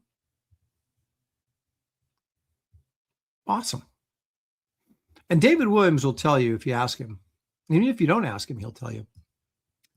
He knew Jim back in the early days and was telling me the story of how he saw Jim Lee's sketchbook. And the work in it was fantastic. And David had said to him, actually, I don't know if I'm going to repeat the conversation, because I don't know if it's open for discussion. But I will say that David was incredibly impressed with Jim's drawing ability. And so am I. I've always been a fan of Jim Lee, regardless of what you think he did to DC Comics or didn't do to DC Comics or whatever. I've always been a fan of his stuff. Baldo user for 5. Thanks, sir. He says, just asking, what do you plan for your next comic? Also, are you going to make books of other characters or just stay exclusive to Wraith of God? I will continue to make books of other characters as well, as long as you guys support them. If you don't, I won't. It's a pretty, I wish I had like a big bankroll that I could just do what I wanted to do, get everything out there and let you guys sort it out. But everything has to be crowdfunded. So it's going to be, if the support is there, I will do it. If the support is not there, you will see an abrupt end to whatever that may be. Now you'll notice I just disappeared because I'm going to bring this up. I shouldn't be doing this right in the middle of Jim Lee, but I'm going to do it. What's next? He wants to know. Well, then allow me to show you what's next. It's called Barbaric Adventures. And what it is going to be a black and white magazine. Now, this is page 1 to my story. And it will have ink wash on it. It won't just be straight black and white. It'll be ink washed. You will also get a story by David Williams and of Dan Lawless. You'll get a pinup by Gary Martin in there, plus extra bonus material. So it will be a 64-page black and white magazine, just like Savage Tales, Gosh darn it. Except it'll be on better paper. But that's going to be the next project. And then after that, it'll either be Wraith of God 4 or it'll be Warriors of the Light, which is a fantasy epic that I've been wanting to do forever. And I may do that before I do Wraith of God 4. But anyway, so this is what's in the cooker. So this will be black and white magazine size, just like Savage Tales, called Barbaric Adventures. We have a really big name guest artist doing a cover. David will be doing a cover. I'll be doing a cover. Dan Lawless has already finished his cover, and they're all painted covers. So it'll feel like you're reading a Savage Tales from 70s or 80s, whenever you happen to have read those. So anyway, I'll do the lead story, which is going to be 24 pages. David and Dan Lawless will have 12-page backup stories, which gives us 48 pages of story. Then there will be a bonus story, 8-page, is it 8 or 10? I can't even remember. That has never been published, that I did with my original concept. The story I'm doing is called Primal Zone, and my original concept story from the 90s, it's all penciled and inked. You're going to get that in there for the first time anywhere. And then there'll be another bonus like preview thing that's going to be 3 pages worth of.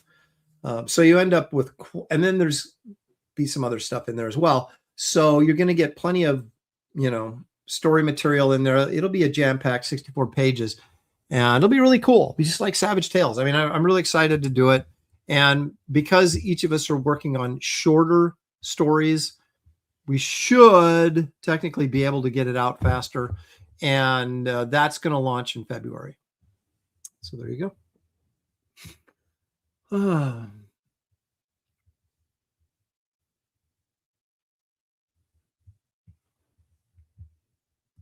Well, right now it's saddle stitched, but it depends on the paper that my printing rep said that she found the perfect paper. It kind of feels like newsprint, but it's heavier than newsprint. It's not newsprint, but it kind of feels like it. And the problem is if you get a paper that's too heavy and you saddle stitch it, it tends to bow out at the spine. It doesn't lay flat because it's a heavier paper. So if that's going to be a problem, I might do it perfect bound if I have to do that. But right now the idea is saddle stitched, but we'll see. That could change.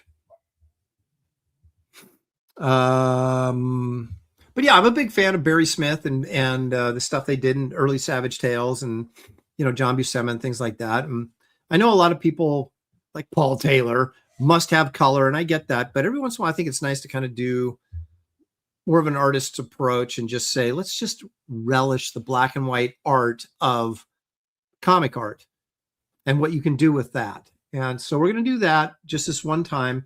And if it does well, we'll do more Barbaric Adventure magazines. But that, again, it depends on you guys. If you like it or you don't, we'll see. Paul Taylor for 10 Canadian. Thank you, Paul. So Aaron, why don't you tell us a little bit about Warriors of the Light, and will it be in color? It will be in color. And it has elves and goblins and monsters and Lord of the Ringsy kind of stuff in it. And there you go. That's all I'm telling you right now. I do have a piece of artwork. I guess I could share it with you. But while we're waiting for me to share this artwork, let's take a look at another Jim Lee cover that I really kind of like. I had never, I just recently saw this. I mean, like really like, I didn't even know this was out there until I was looking through his covers. And I said, I love this. So it automatically became my one of my favorite lists, this Martian Manhunter. This, I think, was an alternate, it's a variant cover for Justice League. I love that. I mean, he looks like the Frankenstein monster in a way. I don't know. I like it a lot. So, hang on. I'm getting something here. Here we go.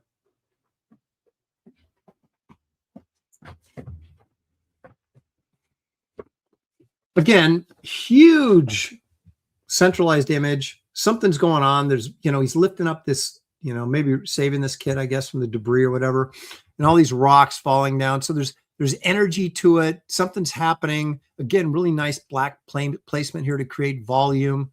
I really like this cover. I'd never seen it until just like 2 weeks ago when I was looking through this stuff. So it made the list. How about that? Okay, Warriors of the Light. All I got to show you right now is this. So you got this elf chick. You got that dude in the background there. Look at, you got a little big old rock monster. That guy who's a dwarf or whatever he'd be.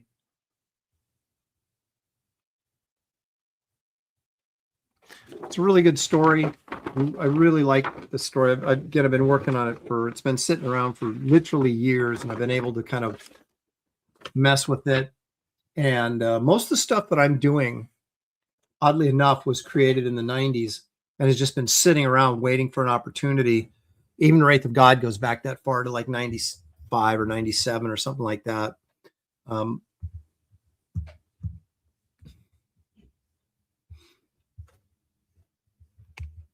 So anyway, that's kind of some of the stuff that's cooking back there that will be coming out. On this. Here we go. All right, back to Jim Lee. I feel like I'm intruding on Jim Lee's time here by showing my stuff. Now, I don't know why, but I always liked this cover when it came out. I like this figure of Havoc. Again, you can really kind of feel the Arthur Adams influence in Jim Lee's work around this period. He's definitely a guy who knows what people like, kids, especially back then when we still had a good portion of young readers. It's really well drawn, but it's really stylized in a way that is really appealing to the fan base, which of course is what made him a superstar. But I always loved that Havoc. And of course, breaking up the title logo was, once Simonson did it with Thor, Simonson wasn't the very first to do it, but he was one of the guys who did it early on that really was effective. So this breaking up the logo, it's not as original as it was back, earlier, but it's still cool. But everybody started doing it, and then, I always like this cover, and I don't know if I like it because of the color but I love this red background on this. And again, look at it's very Finchian, the black placement. And I shouldn't say that because Jim Lee was doing this before Finch was, I think. Or maybe his stuff was more open, and he started using heavier blacks later. But Finch is a guy that I love. David Finch's stuff. And of course, we'll do his covers eventually here. But I love the black placement. It creates that three-dimensional volume, that thickness, that weight to the characters. The drawing, of course, is good because it always is. But I really dig that red background. That really makes this thing sing for me. And he makes Superman look cool, which I found out. It took me a while to get a grip on the Superman vibe, if you will, when I was doing Justice League. And I finally figured Superman out. And the last few issues I did of Justice League before I left DC, or was escorted out, depending on how you want to look at it, I was doing pretty good Superman. But he was always challenging me. Batman and Superman were always very challenging for me. And I still don't feel like I've got a good handle on Batman. But I did figure out Superman. And so I appreciate a good Superman drawing. And Jim Lee certainly is doing that. Come on. Seriously, this is awesome.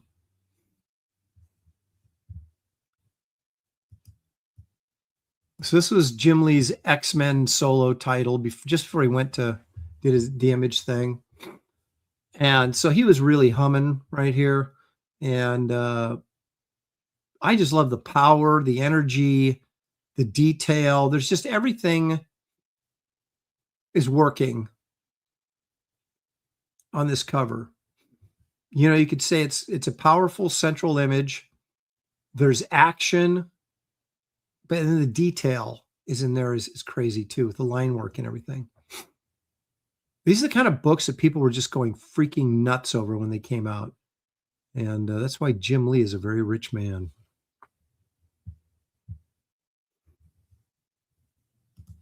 Victor, why don't you invite Rini Draws? Do you have a beef? I have no beef with Rini. I love Rini. In fact, we've had Rini on 2 or 3 times on Graybeards. I don't invite her on here because, I mean, I've actually had her on this show at least twice, I think, on this one too. But she's East Coast, and my show times are really difficult for a lot of East Coasters to make because it's right when they're coming back from work and stuff like that. But yeah, no, I love Rini. Victor trying to stir up trouble. Okay, I love that cover right there, by the way. Okay, this is a new one I just saw too. I've never seen this one before. And I know you're going to say, Aaron, are you an idiot? But I don't frequent comic shops all that much. But I found this one. I really like this cover. Now this is that Gotham by Gaslight that Mignola did. I got to do Mignola covers too. So this is another variant, apparently. I think it is. Oh, see this newspaper down here? It says notice preventing of cholera. I thought that said cholesterol at first. I was like, what's he going around going? Stop eating fatty foods.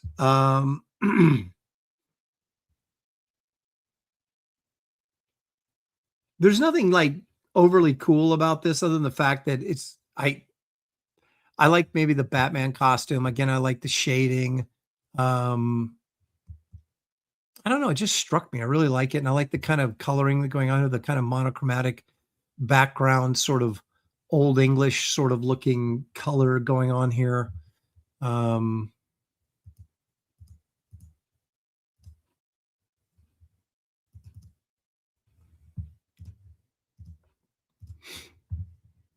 This might be too obvious, but I do like this cover. I liked it when it came out, and I still like it. When he did that short run on Batman there, when I was down at CrossGen, I think he did this. In fact, I know he did because that's where I picked up the book, was at my favorite comic shop down there in the Tampa area. Yancey Street Comics. Coming at you. I thought Jim Lee did a good Batman. I really did. I liked his Batman. Great pose. Just dynamic, cool cover. And Jim Lee gets a lot of positive vibes because he just draws well. He doesn't like, even if he does a bad cover, it's still like pretty good because it's well done. I like that one. This one's pretty famous. I remember when it came out and you're like, oh, I got to read that.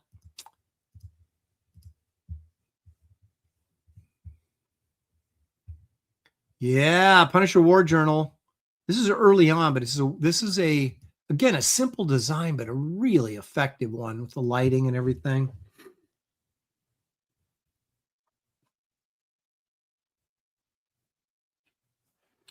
Angela Curry. Angela, I mailed your order out today, and I didn't realize it was your order until I put the sticker on there. I went, oh my gosh, Angela. So I didn't write a special note. And I usually do that. No, I shouldn't say I usually do that, but sometimes do that with the name I recognize from the chat or whatever. I'll write, hey, how's it going?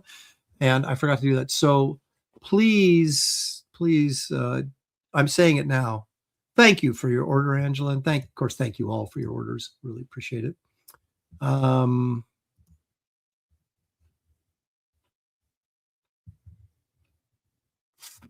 Actually, Corey Landis are talking about the boot. He should have like a bat emblem on the bottom of his boot, right? So everywhere he takes a step, he leaves a bat print. Just throwing it out there. Okay. What else we got? What else we got here? Now, I cannot explain.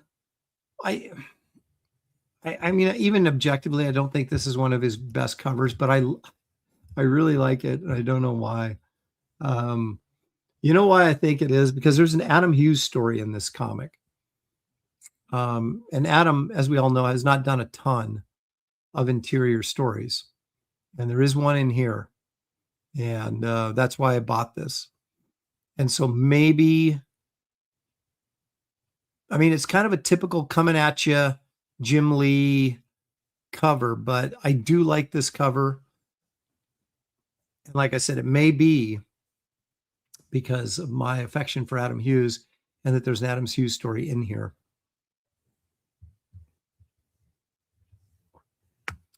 But there you go. I remember that sort of that shatter shot thing that was going through all the annuals. The mid to late 80s and early 90s in comics were just a blast. You could argue the best era in comics. I'm still kind of partial to the 60s, but even though I grew up in the 70s, I realized it was not the best comics being done then. But man, the 80s was something else.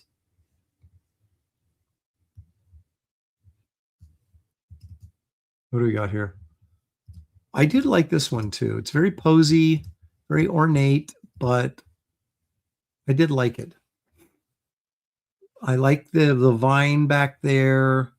Again, I like the black placement to create some volume. What he did with the cape.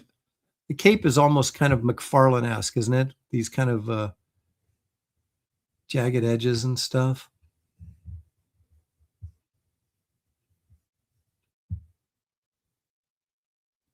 I do remember reading this Batman stuff that Jim did the covers and did that 10-issue run. I'm trying to remember if I ever read the Superman stuff, though. I don't know if I did or not. I'm just not a huge Superman fan as like a reader. I do like drawing him, though. So again, nice design here.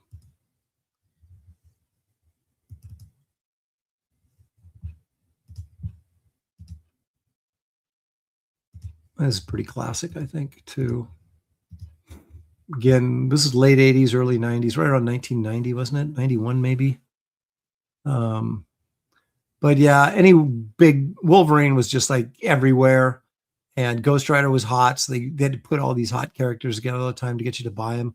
But I love this cover because, again, it's big, it's bold, it's coming at you. Wolverine, Ghost Rider. Come on, man. What more do you want right here? Nice red background. This sucker jumps off the newsstands.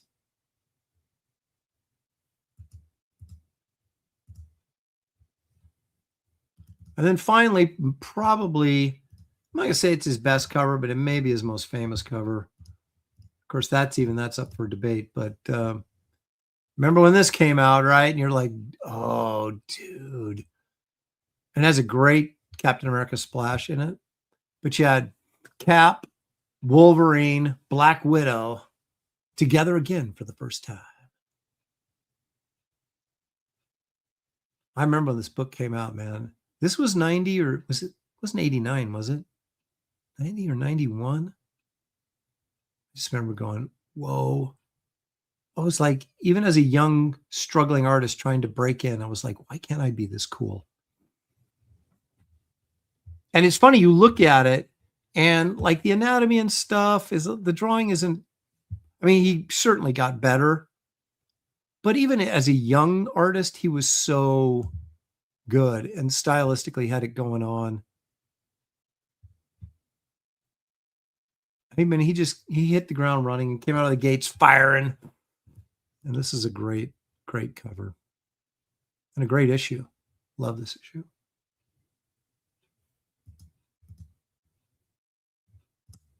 And there you go. Those are my top choices for Jim Lee covers.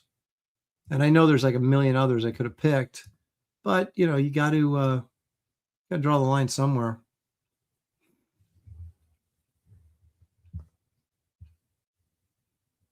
Almost says, I'm not a fan of the butch haircut on Black Widow, but great otherwise. Yeah, I'm not either, but cool is cool. So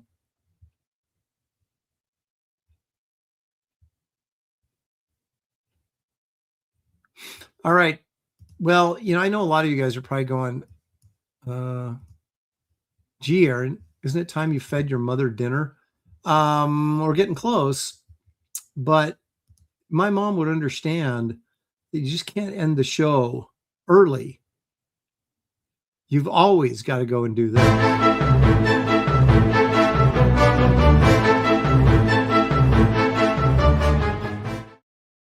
It's 2026, and I'm going to throw you guys a bit of a curve. We're going to look at some Dogman videos. And I worked in one Bigfoot because I did advertise Bigfoot, but this is going to be Dogman centric. And if you're wondering, well, Aaron, what's the Dogman? Don't ask me. I didn't make it up. Don't shoot. Don't shoot the messenger. Here we go. It used to be the Wisconsin Dogman, but now apparently he's everywhere. Let's take a look and see what these. I call this the dumb Dogman video, so maybe it's not that good. You be the judge. What do I know? Where's the Dogman? Where is he? Where? Oh, there he is. Yeah, there he is. Look, he's got his arms up like he's holding up paws like a dog, and just standing there. So is this guy's friend in a costume? Or did he even go to that much trouble and just put in a really crappy digital Dogman in there? I don't know. If you were a Dogman, would you be standing there with paws up like that, just standing there? I don't think so. Yeah, exactly. It's a dude in a wildcat costume. That's what it looks like. Paul's got it. Wisconsin Dogman has been breeding. Apparently, he's all over the place. Yeah, they have Dogman in Michigan, Corey Landis says. Darren Wagner says, you may not be able to find Bigfoot or Dogman, but you can definitely find Demifoot next week on Fund My Comic. There you go. There's a little plug for Darren Wagner's Demifoot. Check that out when it goes up on Fund My Comic next week. Has anyone ever seen a dog stand that still when a flashlight shines on them? No, but maybe a dog man would. I'm almost embarrassed I showed that to you. It's it was crap. Okay, now this is this is what I call foreign Dogman. So I don't know if the country of origin's actually ever said, but let's just imagine that if you're in some foreign country, you're out at night walking around and you see this. It looks like a dog Batman or something. He's like wings. Look at it. You get up really close and it looks like, does that look like gelatin or something? What's going on there? Okay. But I think if you look closely here, okay. So his eyes are here. That's his ear right there. Nose, snout right there. Okay. See it? And it's so sharp. It's like, man, did that guy get the focus correct on this?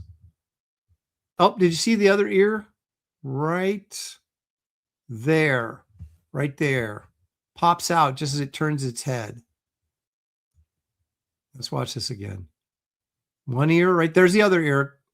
And you can see the arm kind of, and then apparently attacked the cameraman and they had to run, because they're scared to death. But this looks like a little Batman, doesn't it? Like he's got little wings, like a bat wings or something. Here we go in slow motion. Why does that look all gelatinous? Is it just the like poor quality? Because you see it in slow motion, you can actually see the face. Like the eyes are right here. See the eyes and the mouth opens. You see the mouth open right there. Mouth opens right there. There it is. See that?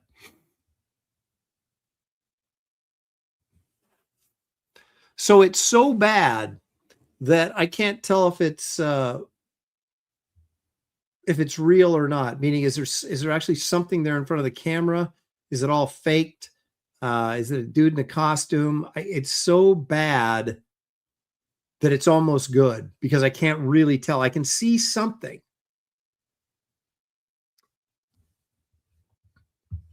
Yeah, Quorum's like that. His head got stuck in a plastic bag. That's what it looks like. Jello pudding pops, absolutely. Eric Boyd says, "Give me the Dramamine after that." Man Bat, Jim Corder says, mange David. Mange may be the operative word there. Well, so anyway, now this is interesting, and I'll tell you why in a second. This I call upside down dog man. And it's kind of hard to tell what's going on here, but once they slow it down, I'll explain it to you because it's actually sort of an interesting way to do this. Okay, so this person is running and with their phone, but their phone is upside, it's like hanging down their side, so it's filming this upside down. Okay, so you see that black character there by the motorhome or whatever that is? See right here? Okay, so the person is running away, right? And it's upside down. So their phone is upside down, so they're holding it in their hand and it's filming upside down. And there's it's really quick, obviously, but there's a dog man right there. You see it. Doggone it. This needs to stop when I tell it to stop. Oh, did I miss it?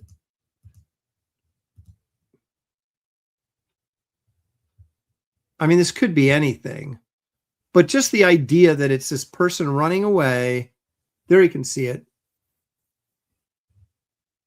And it's upside down, I think is pretty clever. So what they did is they rotated it right side up so you could actually see what was right there. Now, that looks like a dude in a really bad costume is what that looks like. But I give them an A for effort. Look how bad that looks. Because the person's running with the thing upside down to create authenticity. The problem is they blew it with the costume. And also, why wouldn't this thing be chasing after this girl who's running away? If you're like a wolf type thing and someone's running, you're automatically going to chase it. That's what dogs do, right? And this is a dog man. So, look, it looks like he has little gray gloves on or something. Yeah, it's just...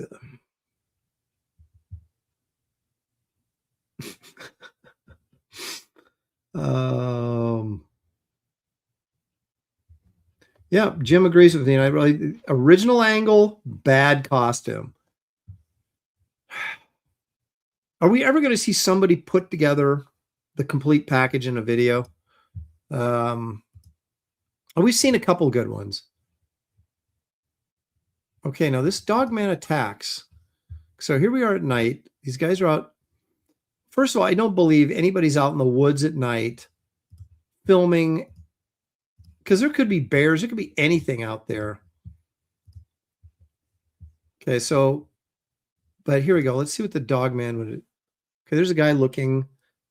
Check this out. Okay, these are like, have nothing to do with the video. They're like fake images of guys reacting that aren't in the video. It's the dumbest thing. But here we go. Here it is. There. Oh, look it. Yeah, you see the teeth and everything, and then it attacks. And then they run away. Did they escape? Were they killed?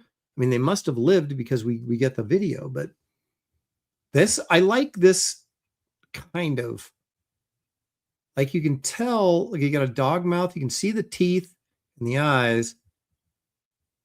Again, it looks fake, but he can still, there's like an effort there, kind of. And then it kind of runs and chases after him. So what do we get from that? So we get this in slow-mo. Okay. So this part's okay because the mouth comes through, but right there where they don't freeze it, you can see his face kind of right there. Or is that just the claws that we see? Let me see if I can stop it in the right moment so we can see. I missed it.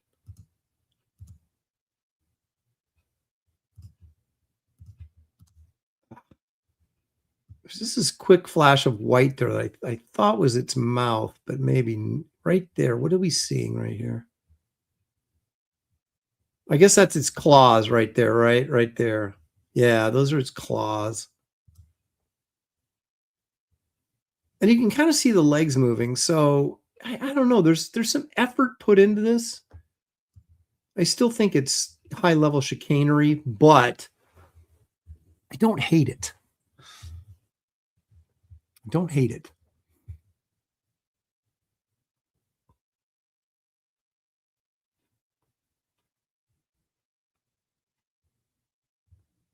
Creative Faces, that's a puppet. She's going total Muppet on this. Maybe. But you got somebody running in a costume, right? Right there. But there's a little bit of effort put into this. Of course, it's so freaking blurry. You can't see anything. Okay.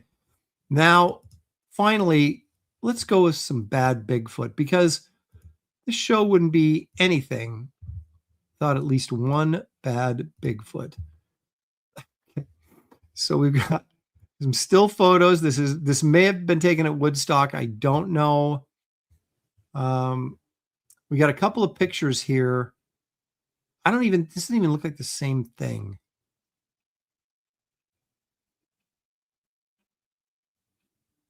This looks like a fat guy in a costume, doesn't it? I mean, doesn't this blatantly look like a costume to you guys? They're trying to push this off as, I mean, look at it just looks like an out of shape guy in a costume, a bad costume. Look at this. And now he's looking down, right? So you can see right here would be like his eyes, but he's looking down so you can't see how bad the mask looks. Because if this is AI, this is horrible. But it looks to me like a guy in a bad costume, which at least they did some work with the costume. See, look, and you can see the face right here. Look at this guy. I mean, look at these short little arms, tubby. That is a terrible costume.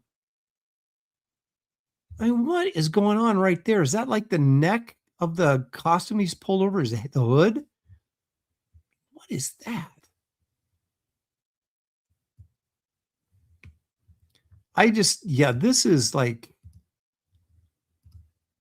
This is kind of okay, that shot here, but it doesn't even look like the same costume. This guy looks like he's 3 feet shorter that's wearing this one. This guy looks like it could be Big Foot. Get it? But this guy looks like Tiny Foot.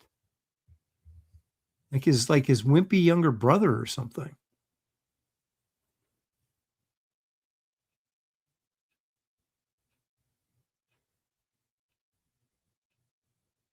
Okay, so everybody says it's Bigfoot with a goiter.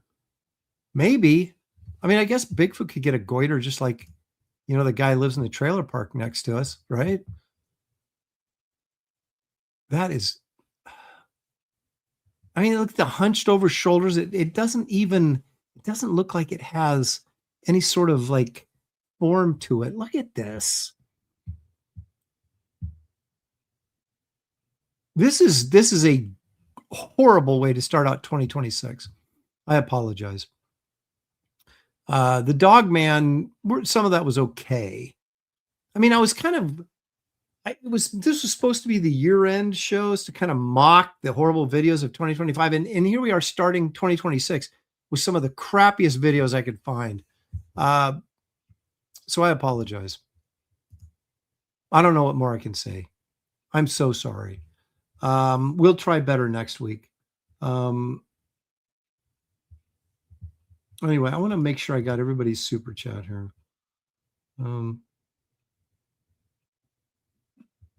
Okay. I think I got everything. All right. I want to thank you guys for hanging in there with me and joining me this evening. I know I've been away for a while, and I apologize for that. But we're gonna hit 2026 strong. Give you some really nice books to back in the not too distant future. Some good YouTube content. And when I say good, I mean, well, probably better than this. But I'm not making any promises. So I do appreciate you guys coming on. I couldn't do the show without you. Enjoy the remainder of your Sunday evening. Thank you again for all the prayers and support from my mom. I really appreciate it, and so does she. And I'm going to desperately try and get the last 200 packages orders shipped out this week. So if you're still waiting for your Wraith of God stuff, hang in there. You're almost to the finish line. So anyway, thank you guys. Appreciate it. We'll talk to you soon. Graybeards will be happening this week. I'm going to try and make it on Kings tomorrow night. And of course, Professional starts up on Tuesday again. So it's right back to your regular scheduling. And I hope you all had a great holiday. And we'll see you next time right here on Aaron. Mr.